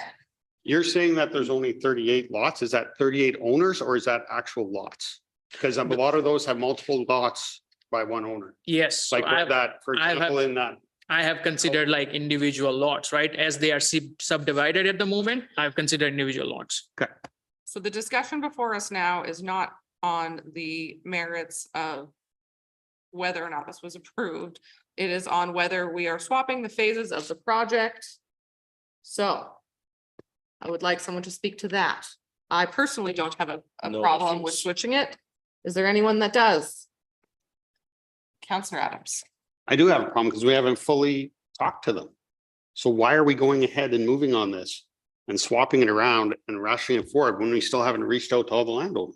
Councillor Gramlich. I believe because the first property that requested an endeavor to assist has already finished it before any of this was approved. They have what they need. And the next one that requested it was the brewery, I'm assuming. And Yes. they don't have what they need. So it's probably helping out the people that want it the most. So then by swapping this around, are we then going out and reaching out to all of them to find out what the plan is? Yes, so basically we'll be reaching out phase, so basically west of Fournier Place, because if that would be stated for construction this year, if those phases are swapped. So we'll reach out to them and get and see what kind of responses we get, right? If they are in oppose or in favor. So would you like us to motion based on each of these discussions? I have There are motions prepared, so this would be the first one regarding this discussion item if you want. You can do Yeah. that now. That would be helpful. Counselor Gramlich. Move that council approve swapping of the phases to complete installation of low pressure wastewater sewer main west of Fournier Place in 2023. Installation of low pressure wastewater sewer main north of airport to be completed in 2024. And then that's one motion at a time we're doing? Yes. Okay, Yeah, I think that's easier just for clarity's sake. There is a motion on the floor. Is there any further discussion? Okay, call to question those in favor. Those opposed, that is carried. Okay, discussion number 2, mandatory tie-in to low pressure wastewater sewer main. Within now that the bylaw recently revised water and wastewater bylaw was approved, the town has ability to set a date, which can be set by CAO to mandatory require service connections for all adjacent developed properties and new development, including any redevelopment on a property to tie into a wastewater main. So this means all lots adjacent to a proposed low pressure wastewater sewer main shall be required to have service within certain amount of time as set by CAO. Councilor Ferguson. So I'll just comment here. So I've never been in favor of the project. I think everybody here at this table knows that. That being said, there was a vote on this and it was approved by the majority of council. So as discussed earlier, I'm opposed to mandatory tie-in for all lots. This should be something, in my opinion, that's dealt with at the initial development stage, not after the fact. So I'm not in support of mandatory tie-in for existing developments. Counselor Adams. This is not after the fact. This is prior to development. Like you say, the town council has decided to move forward on this project. And as such, we need to have that mandatory tie-in in order to justify the expense. We have to move forward with mandatory tie-in. There is notification ahead of time going to these landowners so they know about it. And if they don't want it, this is their chance to talk out against even getting the project going. Counselor Ferguson. I'll just say it is states here for adjacent development properties. I'd be pretty choked if I got a bill that, okay, great, I'm gonna have to tie in. It's gonna be $20,000-$30,000. It's an unbudgeted expense. I don't think that's fair to download and tell people we're changing the rules of the game. They built under conditions A and now they're under conditions B, and we've changed the rules for them, adding on an unneeded cost. We don't allow landowners to change the rules of the game. So why are we allowed to change the rules of the game for them? That's my 2 cents on that. And so changing the rules of the game, though, I will counterpoint to that. It sounds argumentative. I'm not trying to be argumentative. It was in the bylaw 27 That's years fair. ago that there is the tie. Was that Steve's counterpoint? So while not everyone reads the bylaws, fair. It was in the bylaw 27 years ago and it is in the new bylaw now. I think it's a commitment to investment. What type, I have a couple questions. What is the average cost of tie-in? I don't know if you can answer that. And B, what type of repayment terms, et cetera, are we offering? Well, this is more talking about, so Kush, maybe you can talk about the cost first. Go ahead. So there are costs like cost of service connection. That's discussion 3. That's where Okay. I can give you what the costs are. This is more like, as a council, do you want to make everyone tie into the main or not, right? That's more like getting a buy-in from council. Okay. I would just like to point out, it's a discretionary power that we have. It's not something that we have to do. I don't understand why we're so, for lack of better words, hell-bent on saying you guys have to tie in. It doesn't make sense to me. If somebody doesn't want it, why would we force them to tie in? Counselor Adams. Because as a homeowner, why do I have to tie into the sewer line? And why can't I just have a tank on mine? Because it was part of your conditions when you initially developed. So So but this- this is, I understand that we're changing where we're going by putting this line in, but we're putting this line in because the residents want it. So we're told. Maybe not all of them. I agree, but we're putting it in. So when we put that commitment as a town, we have to get our maintenance costs back. We have to get our usage back to the utility rates and how we're going to fix this line for the next 25 years that we got to replace. The fact that we have ignored our infrastructure to the level we have for this, for all this time, we have to do this right. And I'm sorry, it's full buy-in. If we're putting that line in there, everyone within this municipality should be tying into it. And I understand we're on opposite ends of that. Yeah. If we go down this path, mark my words, there's gonna be a lot of complaints. There's gonna be a lot of upset businesses, but that's my 2 cents. Counselor Graham. I'll leave it at that. I will move that council approves administration's recommendation to require mandatory tie-in to low-pressure wastewater sewer main for all lots adjacent to proposed low-pressure wastewater sewer main. Does that make sense? There's a slash. Sure. Okay. So there is a motion on the floor. Is there any further discussion? Can we just? Oh, there's a sidebar here. Let's just wait for that. I'm, I don't know. Counselor Hughes, go ahead. Well, Counselor Ferguson is swaying me with his point about not everyone being able to tie in. Like, it is something that I want to offer, but I do see that point of it as well. I don't want to, I'm not necessarily comfortable dictating that just because it's something perhaps Dog Island needs at this stage of their business, but perhaps there's a smaller shop there that doesn't need to spend the money on that right now or doesn't want to, you know, like I want to weigh those options too. I do see his point very clearly, and wanting to be business friendly. I don't want to force someone's hand. I still want to be able to offer what we can to them though. So I'm just thinking out loud right now. Counselor Brenda. So to counter that point, we can't just think of the one business, Agreed. right? We have to. I'm using it think as of an example. Yeah, As an example. okay. Yeah, so my decision is based on like everybody in town, not just the one business. And it's got to be an all or nothing, like Steve said, like it doesn't make sense just to allow this person to do it and not that person. Yeah, that doesn't make sense to me at all. Counselor Adams. If you're wanting to go more down that line, I agree. It's not right, but it's what we need to do if we made this decision to put in the line. We have the endeavor to assist in place already, and maybe that's a more appropriate method to have this done in the first place, because then it can be one or the other. Just pick whoever wants it and they go through the endeavor to assist policy. Counselor, did you? So I just was asking our director of operations. So this is a similar, if you were to switch sewer line and took water, right? When we're running a new water line in front of a property, we're forcing them to tie into our water lines as well, as opposed to having their own water well on their property and refusing to tie into that utility. So the premise of the town putting infrastructure in place and requiring tie-ins has been around for a while. Have we done that before? Yes. For the Answer is yes. Sorry. requiring people to tie into water lines, brand new water lines in front of their property. Yeah, The answer is yes, just that's it's not in correct. front of the mic. The kind of highlight here on this discussion is, although you are still before you a bylaw that hasn't passed yet, I mean, the provision was still there previous. What this really, I think, one of the focuses in, which helps us in our discussions with them going forward when Kush is reaching out, is if we're able to get an idea in terms of more of the focus of, well, what would be the appropriate grace period that council would want for them to have tie-in? That gives them a little bit of ability, doesn't smack a requirement to have it done this month or this year, but we can say, you know what, this is coming in. There might be some incentives, cost savings to do it at the time of construction, but let's just say it doesn't fit into their budgets today.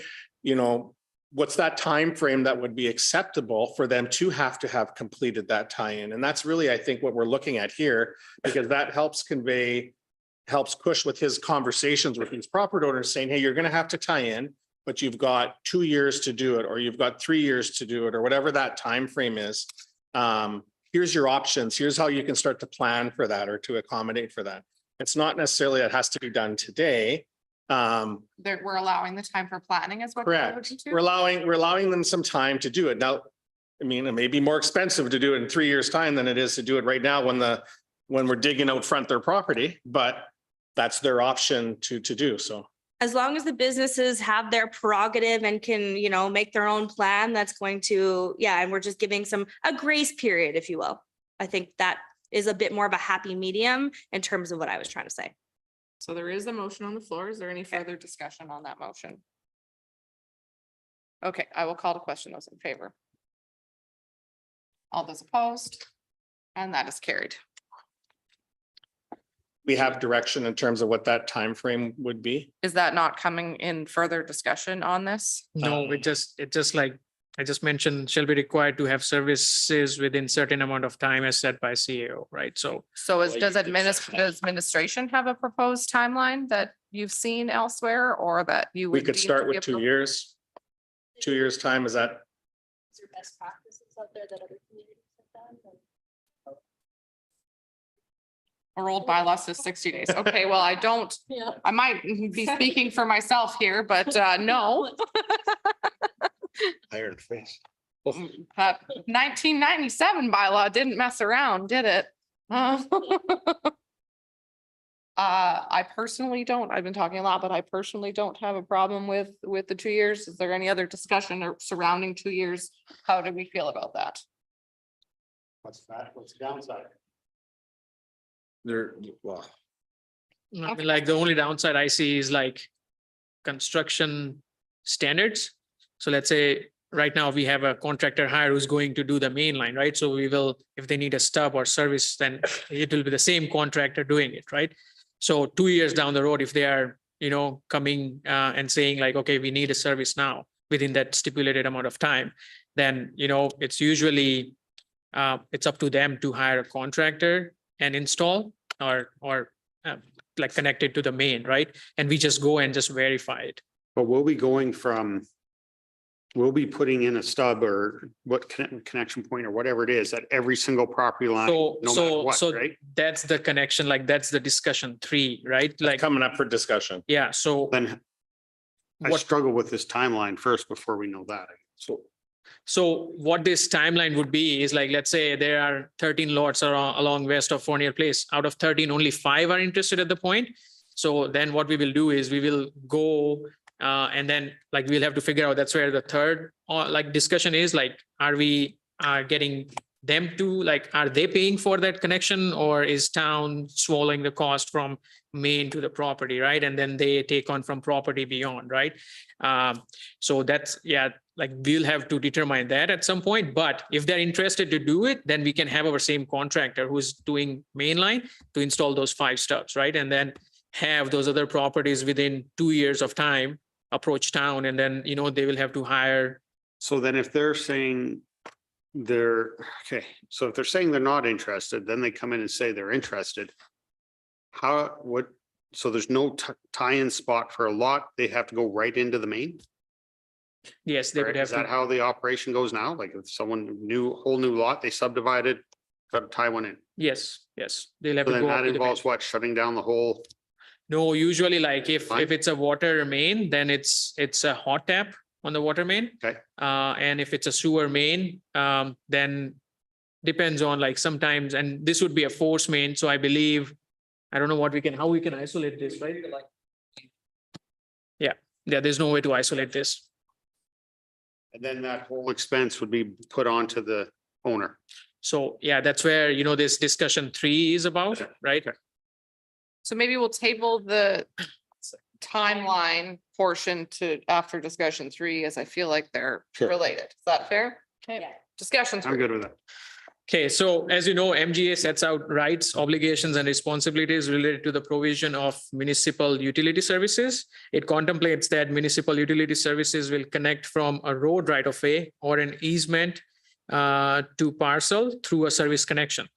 The MGA defines a service connection as the part of the system of a public utility that runs from main line of the public utility to a building or other place on a parcel of land for the purpose of providing the utility service to the parcel. Section 34 of the MGA requires a municipality, as long as the utility service is available and the municipality is able to do so, to provide the utility service to the parcel upon request of the owner or an occupant of a parcel of land. The cost of the construction, maintenance, and repair of a service connection located above or underneath a parcel are responsibility of the owner. That's stated in MGA section 37.1. When a utility services is provided to a parcel that is adjacent to a road or easement, the municipality is typically responsible for the construction, maintenance, and repair of the portion of the service connection from main line of the system to the property line or the boundary which divides municipal to the private property. However, section 35 of the MGA specifically allows council as a term, like council to as a term of supplying the utility services to the parcel of land, make the owner responsible for those costs and obligations. So what does that mean is until now, like, typical processes, let's say we are installing like services on a residential street, right? So we have a main line and then you have your property line starting here, right? So any the stuff that goes from main line to the property, it's usually town's expense, right? So we include that as a part of project cost. But what this MGA is saying that, as a, because that subdivision, or let's say those industrial zones doesn't have sewer main at the moment, right? So council can supply those sewer mains to that locations adjacent to those lots with a condition that, that you will be required to pay from main line all the way to your building. Does it make sense? Typical process is town swallow the cost from main to property line, and then owner takes on from property line Connection. to the service, right? Exactly. Yeah. But what MGA is allowed under circumstances, if council is supplying, let's say we are expanding this network, right? So as a term of expanding the network, council can say, yeah, we will supply main line to these zones, but industrial, like individual owners will have to basically take the cost of tying into the main, from main all the way to the property. So Kush, just one question of clarity. When this project came for capital was, and the estimates are that we set our budget in, did we budget for just putting the main line in, or did we budget for the main line and the connection to property? No, we budgeted only for the main line at the time, because at the time we were not sure how many people will be tying into the main line, right? So at the time, we just thought the best way to approach this project is to go and install mainline, and mainline installation is much faster. So you could save some money doing or achieving higher production, like when you're installing a line, right? Compared to going at every property, excavating and putting in a service, right? So let's say the cost 900,000 and 600,000 for individual phases, that was only like going and installing mainline, right?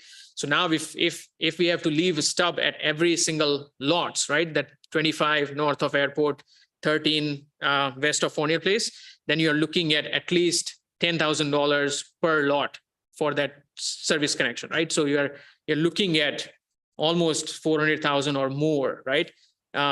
Just for tying those services in, if town is supposed to swallow those costs, right? Additional to that 900 and 600, right? So this is a strategy, like, town is, as a council, you are investing in for majority of the part, and then we are asking you to take small chunk of the cost on yourself, right?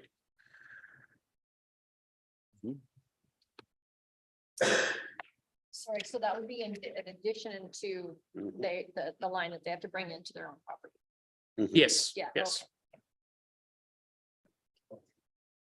Yeah, the section from their property line to their building was always their cost to begin with, right? It's the piece from that property line to the main that wasn't budgeted for in this project, that we have the provisions to either add it to the budget or add budget, so it's a town cost, or to add it to the town. It's that small piece between the property line and the main that's unfunded currently in the capital project, that we're looking for direction as to who do you want to cover that small piece of line.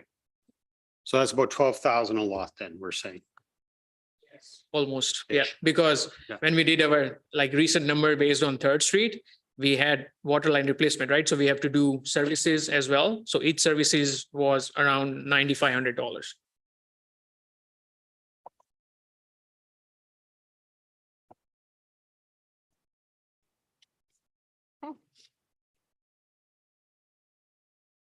Just putting it out there, we could alleviate the issue if we didn't make it mandatory for people to do it. So then the people that truly want it, they'd be okay with paying it. Here we go. Okay.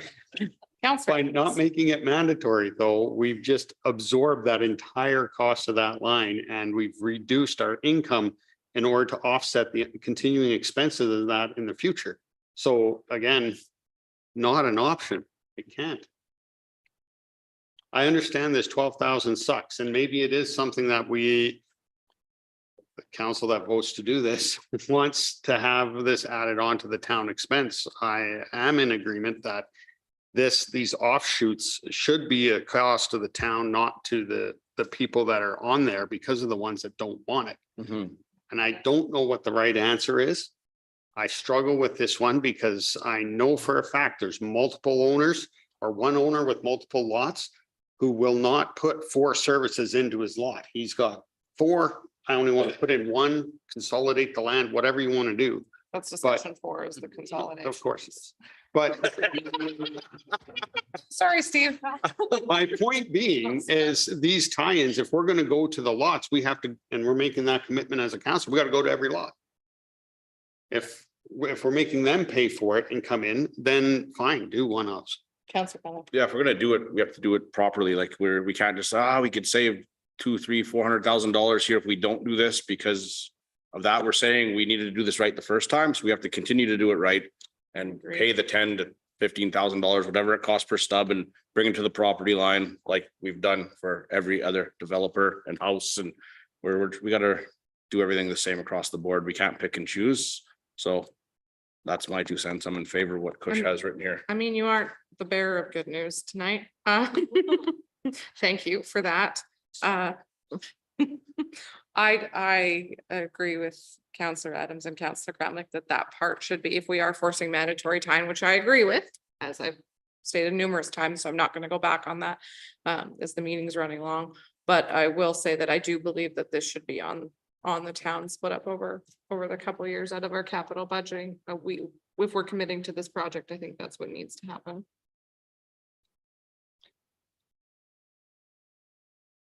Counselor Hughes. Ditto what both of you guys just said.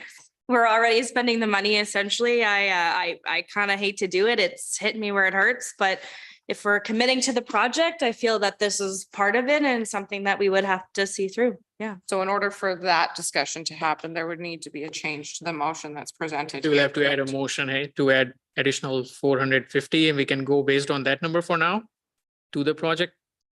Okay, so you'd have to But make. the motion is written as you have to change the wording of your third motion. Oh, right. But you know, all I think we need at this point in time is just direction that those costs be borne by the town. Ideally, process would be, we would put this out to tender. We'd communicate that this is what we're covering, that's what you're covering. We put it out to tender. And contact. And based on what those results came back, if there's as we're awarding that contract, council would be able to, if it's over, obviously this is more likely going to be over, what you have allocated for this phase of the project, then you can make that amendment at contract awarding or tender awarding to bring the difference up. So you don't have to make a motion for X number of dollars tonight. You just need to provide some direction as to, Do we need to make a motion for direction? just like you have there. You just have to Okay, change, Counselor you Grumman. just have to change one word. Change the word a bit. Go Yeah, ahead. it's move that council approves administration's recommendation to require lot owners adjacent to the proposed low pressure wastewater sewer main to cover the cost of services from the property line. Correct. Okay, That's there is a motion on the floor. Is there any further discussion? So you're saying water. From the property, we're the main line, we have to get it to their property line. We're saying we're going to spend more money on. We're gonna spend more money. We have to do it properly. Thank you for the color. We're in, we're in. commentary, Counselor Adams. Is everyone clear on the motion? Sorry about that, Counselor Ferguson. One more. Yeah. Okay, any further discussion? Call the question, those in favor? All those opposed? And that is carried. Discussion number 4. Next is consolidation of the lots. So as per town bylaw and development standard, each lot shall have a service if the lot is located adjacent to a utility main. Currently, there are several lots in both the phases that are subdivided but owned by the same developer or owner, which means each of those lots shall have individual services. The advantages to such requirement is that if the subdivided lot is sold as individual properties in future, then the future lot owners will not be required to run the services. However, such requirement also means multiple service connection fees and other costs to the existing lot owners. To minimize such cost, the current lot owners have the option to consolidate the lots. It would be up to individual lot owners to decide based on two options, either to consolidate or continue paying monthly fees, monthly utility cost for each of the lots. So this item isn't necessarily looking for direction. It's just really more highlighting some potential issues as it relates to property owners. Counselor Hughes. Thank you. What else will be involved for these property owners to consolidate a lot if they choose to? What process do they have to go through? So based on my understanding from planning department, they would have to hire a legal surveyor Okay, to survey the subdivided lots and basically create a plan for land titles to consolidate the lots based on the plan, not just based on the titles, but based on the plan. okay, so, There's a physically a survey that's required. okay, Depending on the size of the next question is probably what's the cost of that going to be? yeah. Yes. Depends on it depends is the answer. Depends on the size of the property. Depends on, are we talking about two residential lots right next to each other? Or are we talking about two bigger pieces of property? Okay, so there's some Talking to industrial paperwork lots. and some money involved for every property owner who's going to consolidate a lot, correct? Correct. That's a safe assumption. Okay. Yeah. Thank you. Counselor. Just keep in mind that we do have a rule in place that we do not allow paper amalgamations or consolidations. That has to be an actually That's right. surveyed piece. So a lot. So Lori's estimate was like rough 1,500 to 3,000 sort of idea. To do the But consolidation. So let's say For you, two lots. so you had two lots side by side. That's what her estimate was. Your mic's not on. Never mind a consolidation. So what do you think the appropriate certain cost would be? Well, be more than that. I'm not sure, but I know a regular RPR is more than that. So they're not going to. I guess in comparison to bringing the service into that unserviced property. Yeah, way cheaper. Yeah.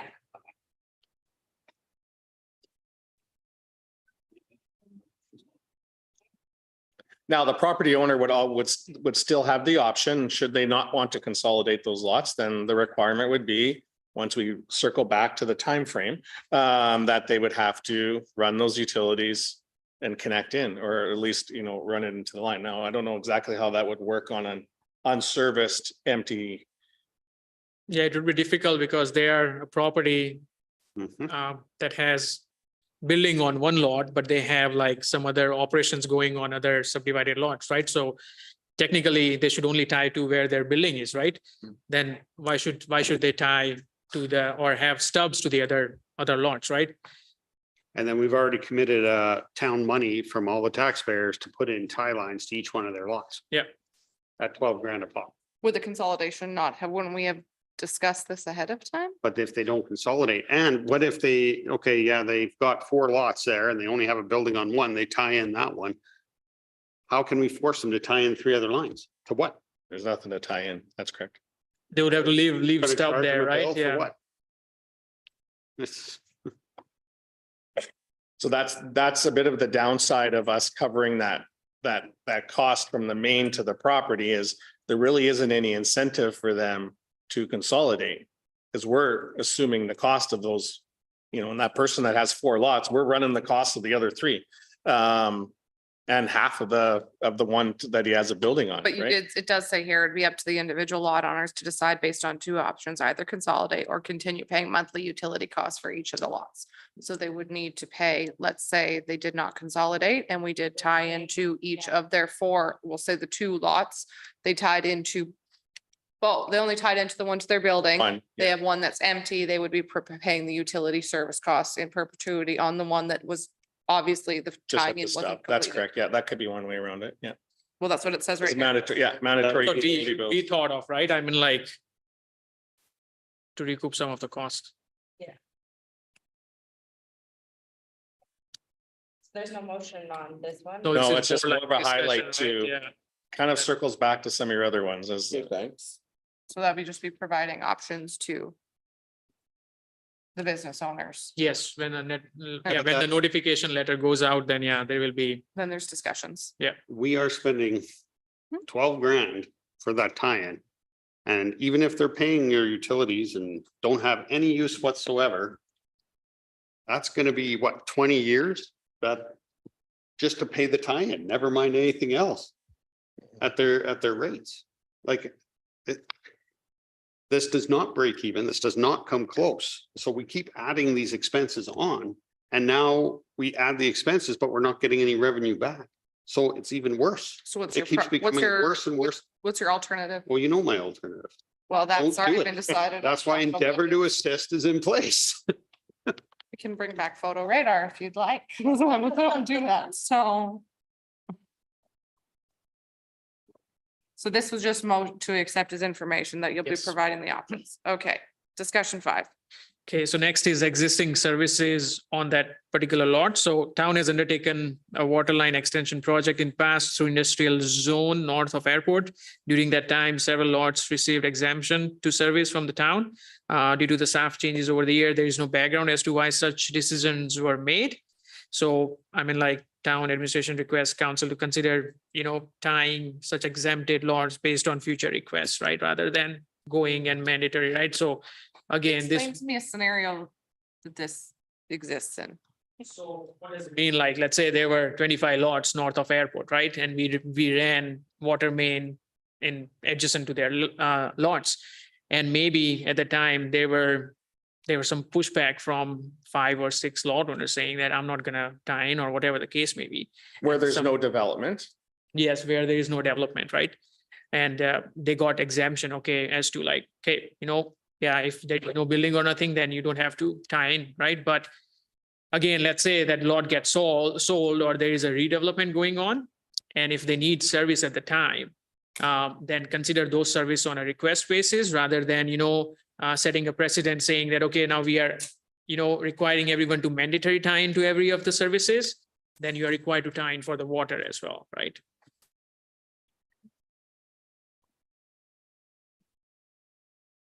Because some exemptions were given previous in the past, so just let it roll, I guess.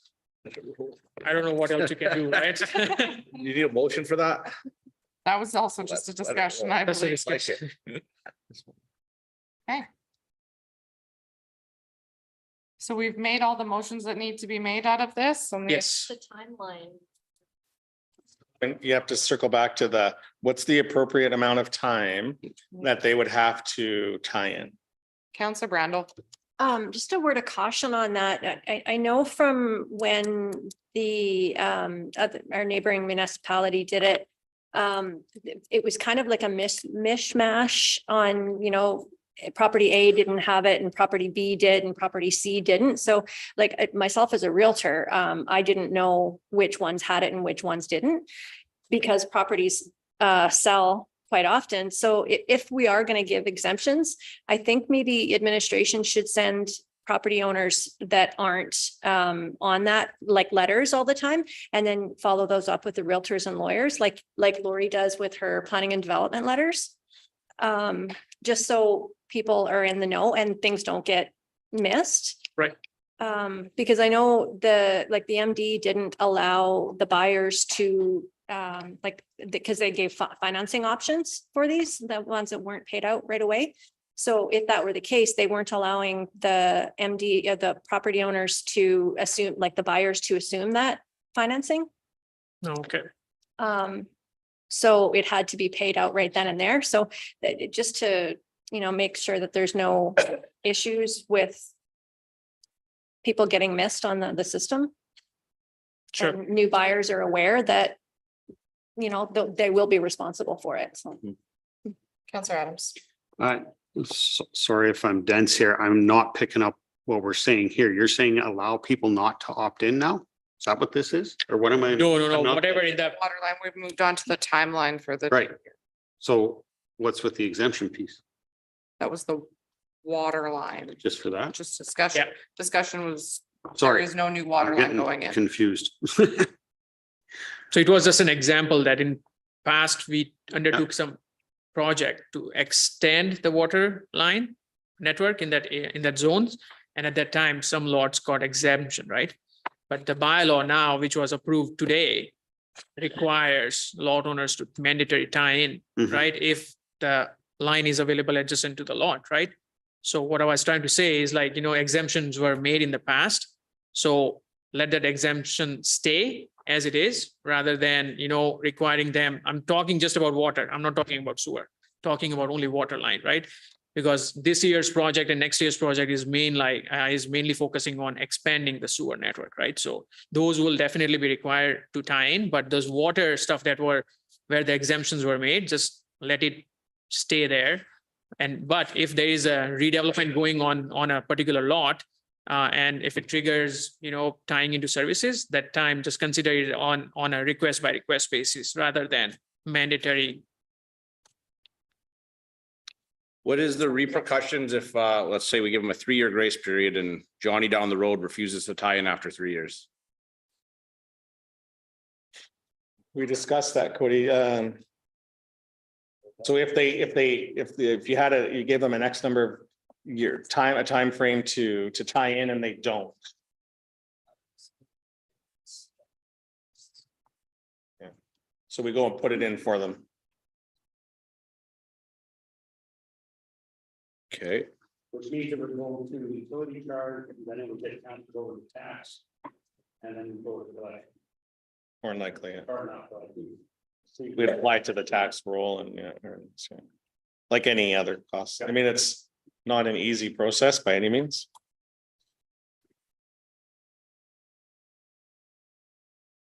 Counselor Conlon. okay, I'll move that council directs administration to reach out to landowners and explain that the water line is going in.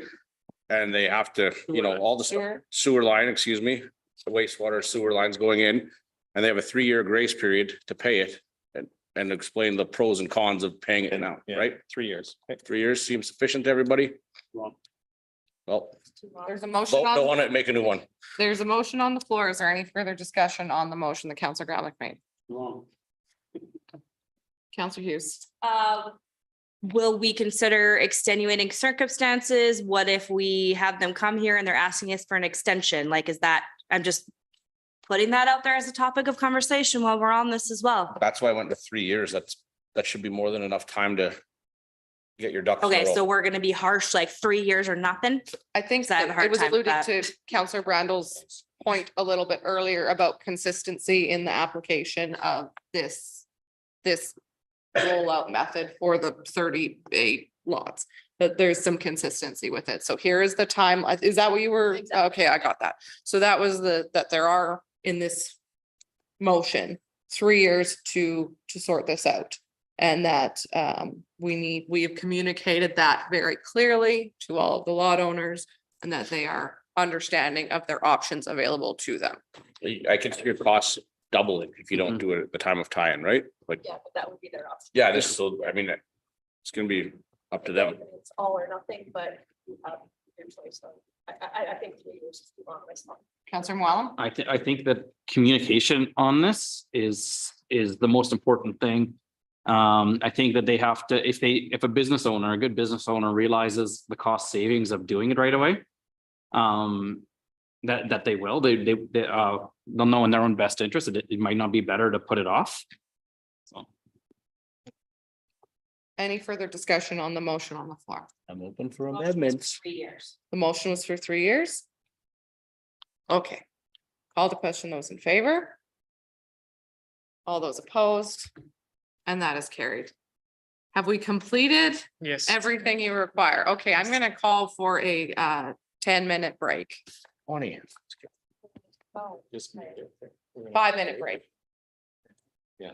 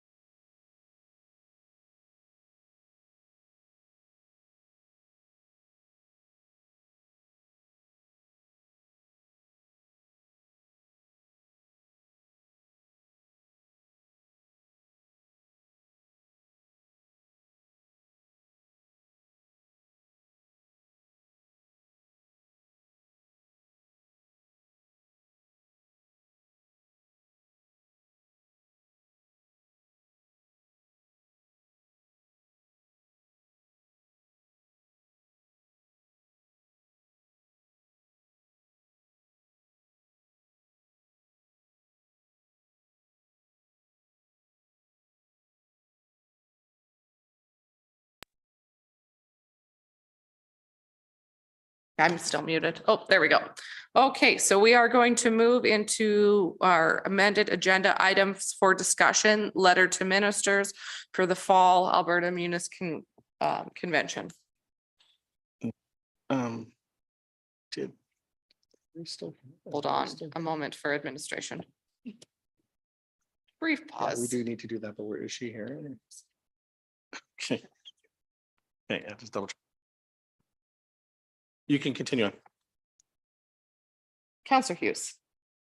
No, Sorry, I thought hand. was gesturing like Jeff go. I believe what we need from administration is a motion from council to send letters to the ministers regarding inquiring for a meeting at the fall convention. Okay. So and they're then we- looking for a motion. Counselor Adams.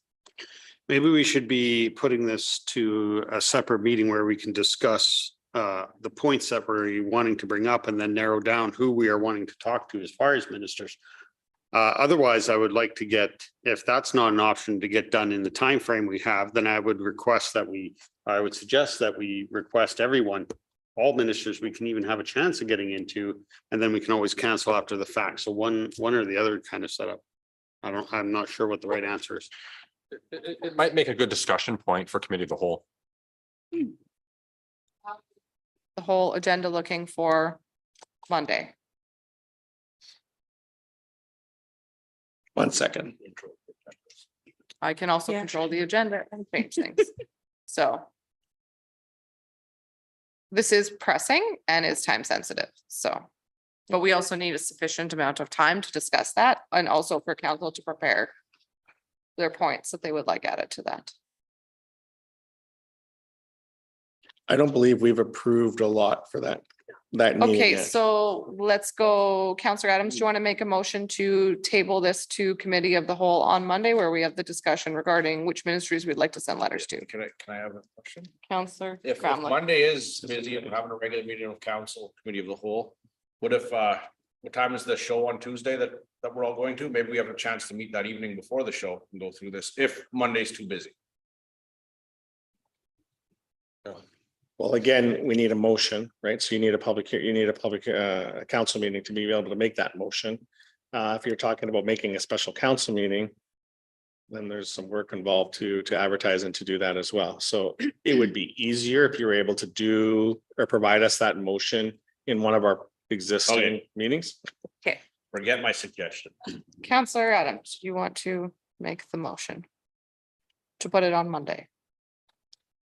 I'm not sure if I want to, the part I want to know is, are we in committee of the whole?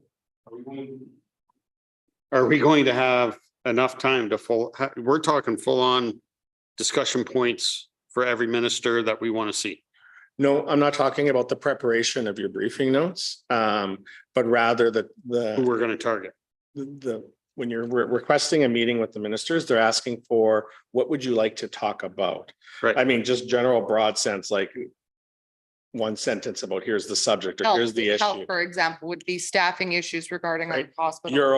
Your own preparation for that meeting may have more background and more information, but keep in mind though, there's a time commitment to preparing all those briefing notes as well. I So get if we that. have And 30 different minister meetings, it's just like last time. impacting council. When we run it, we have our main 3 points that we really want to hammer and we hammer it with every single ministry. Like I understand that.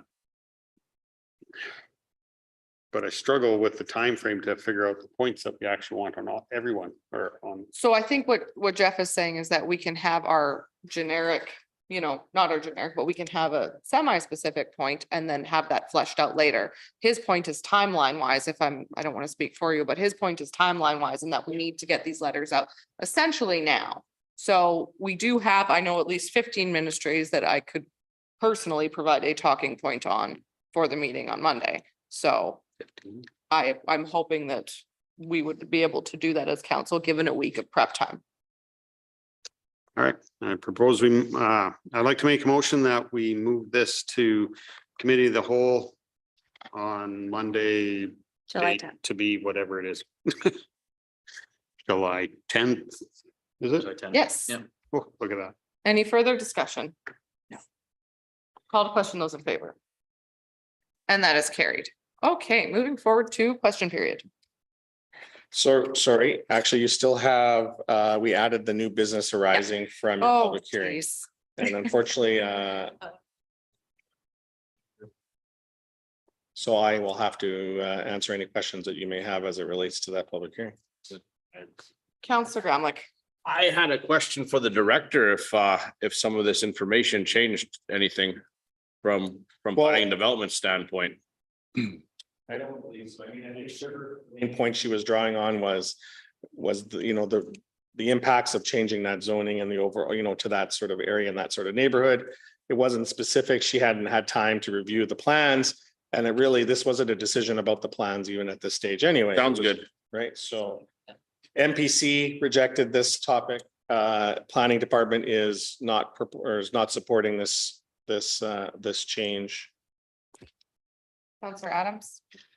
Yes, that's one of the main point I wanted to bring up as well, was this is not about the use. This wasn't about what they look like, how it's set up on the map. It's about does a R3 fit inside this area, which is predominantly R1 with a small section of R2. Our R3s, like was brought up by our planning department, is typically used to frame off a change in zoning to an R2 or an R1 as such from the downtown core out or an industrial area in. So to put this to an R3 in my mind just does not make sense on one lot. Now, if they manage to do like they did on the other lots where it's actually a fourplex setup, but it's across two full properties. That's 110 feet, I think, on those ones. Then I can understand the concept behind going to a fourplex. But on a standard residential lot, although it's a little bigger, still does not fit that feeling of the zone, just like it didn't in other areas. I love the idea and the premise they're doing. I think it's fantastic that they're going down this road, but not here. He was first. Counselor Ferguson. Just a quick comment. So I'm not certain an R3 zoning works there. It's spot zoning. It doesn't abut any other R3. And in fact, no other R3 exists in the Northeast at all. So I'm not in favor of the proposed changes. Counselor Brandel. Yeah, spot zoning usually isn't an issue for me, but this one, it just doesn't fit the neighborhood. It doesn't fit the area that with that boulevard on that corner. It's such a wonky corner anyway. And they're still proposing stacked parking, and Lori had a very valid point that stacked parking doesn't really work. And that means if the stacked parking isn't going to work, then they're going to resort to parking on the street, and there just isn't enough room on that street. So I'm not in favor either. Okay. Counselor Hughes. Oh, my mic's already on. Yeah, I would have to agree with the consensus on council. I don't think that I am in favor of this. The R3 just does not fit in this neighborhood for certain. And a lot of the same issues that arose at MPC are being touched upon here in terms of the parking issues and just the safety in that neighborhood as well. So yeah, I would have to be against this one. Counselor Ferguson. Going to make the motion. Thank you. Move that bylaw number 13, 2023 to amend the land use district map of the land use bylaw number 22, 2007 by redistricting plan 897 NY block 12 lot 19 from R2 medium density residential district to R3 high density residential district. Receive second reading. Okay. Any further discussion? Call to question those in favor. All those opposed? And that is defeated. Question period. Any questions for administration? We, that it might. Can we go on the record? What? Can we go Turn the July mic on and July 4th, 2023, Stephen Adams is questioned out. 9:29. Okay, I'm gonna take advantage of that and move on to State of the Lake. Any quick updates for State of the Lake? Real quick update, free community concert with Gord Bamford's tomorrow. Come on out for 7 o'clock. He starts. So be there for 6. Super excited. Hope to see everyone there. Quick enough? Want to go next? You Yes. go, just commit. Would just love to mention a few of the events that'll be going on downtown Slave Lake this weekend as part of Riverboat Days. So Friday, July 7th, there will be the Riverboat Days Parade starting at 6:30. There's going to be a beer gardens at the Legion, a couple food trucks, some fun stuff heading downtown. So please check that out. And then Saturday, July 8th, there's going to be a market downtown, all sorts of events happening from about 10 to 4. There will be fireworks at dusk at the Slave Lake Airport as well next Saturday. And there's also like a downtown bingo bash kind of event going on with all the retailers. So some really fun stuff for the community to check out. So please do so. Quick update, Ally. Yeah, just on top of that, Saturday, there is going to be a free breakfast taking place at the Legion as well. So there'll be a few of us serving, and any donations made for the breakfast go to the Legion. Wonderful. I will entertain a motion to go into closed session. Counselor Hughes, To go into closed? any further discussion? All those in favor? That is carried.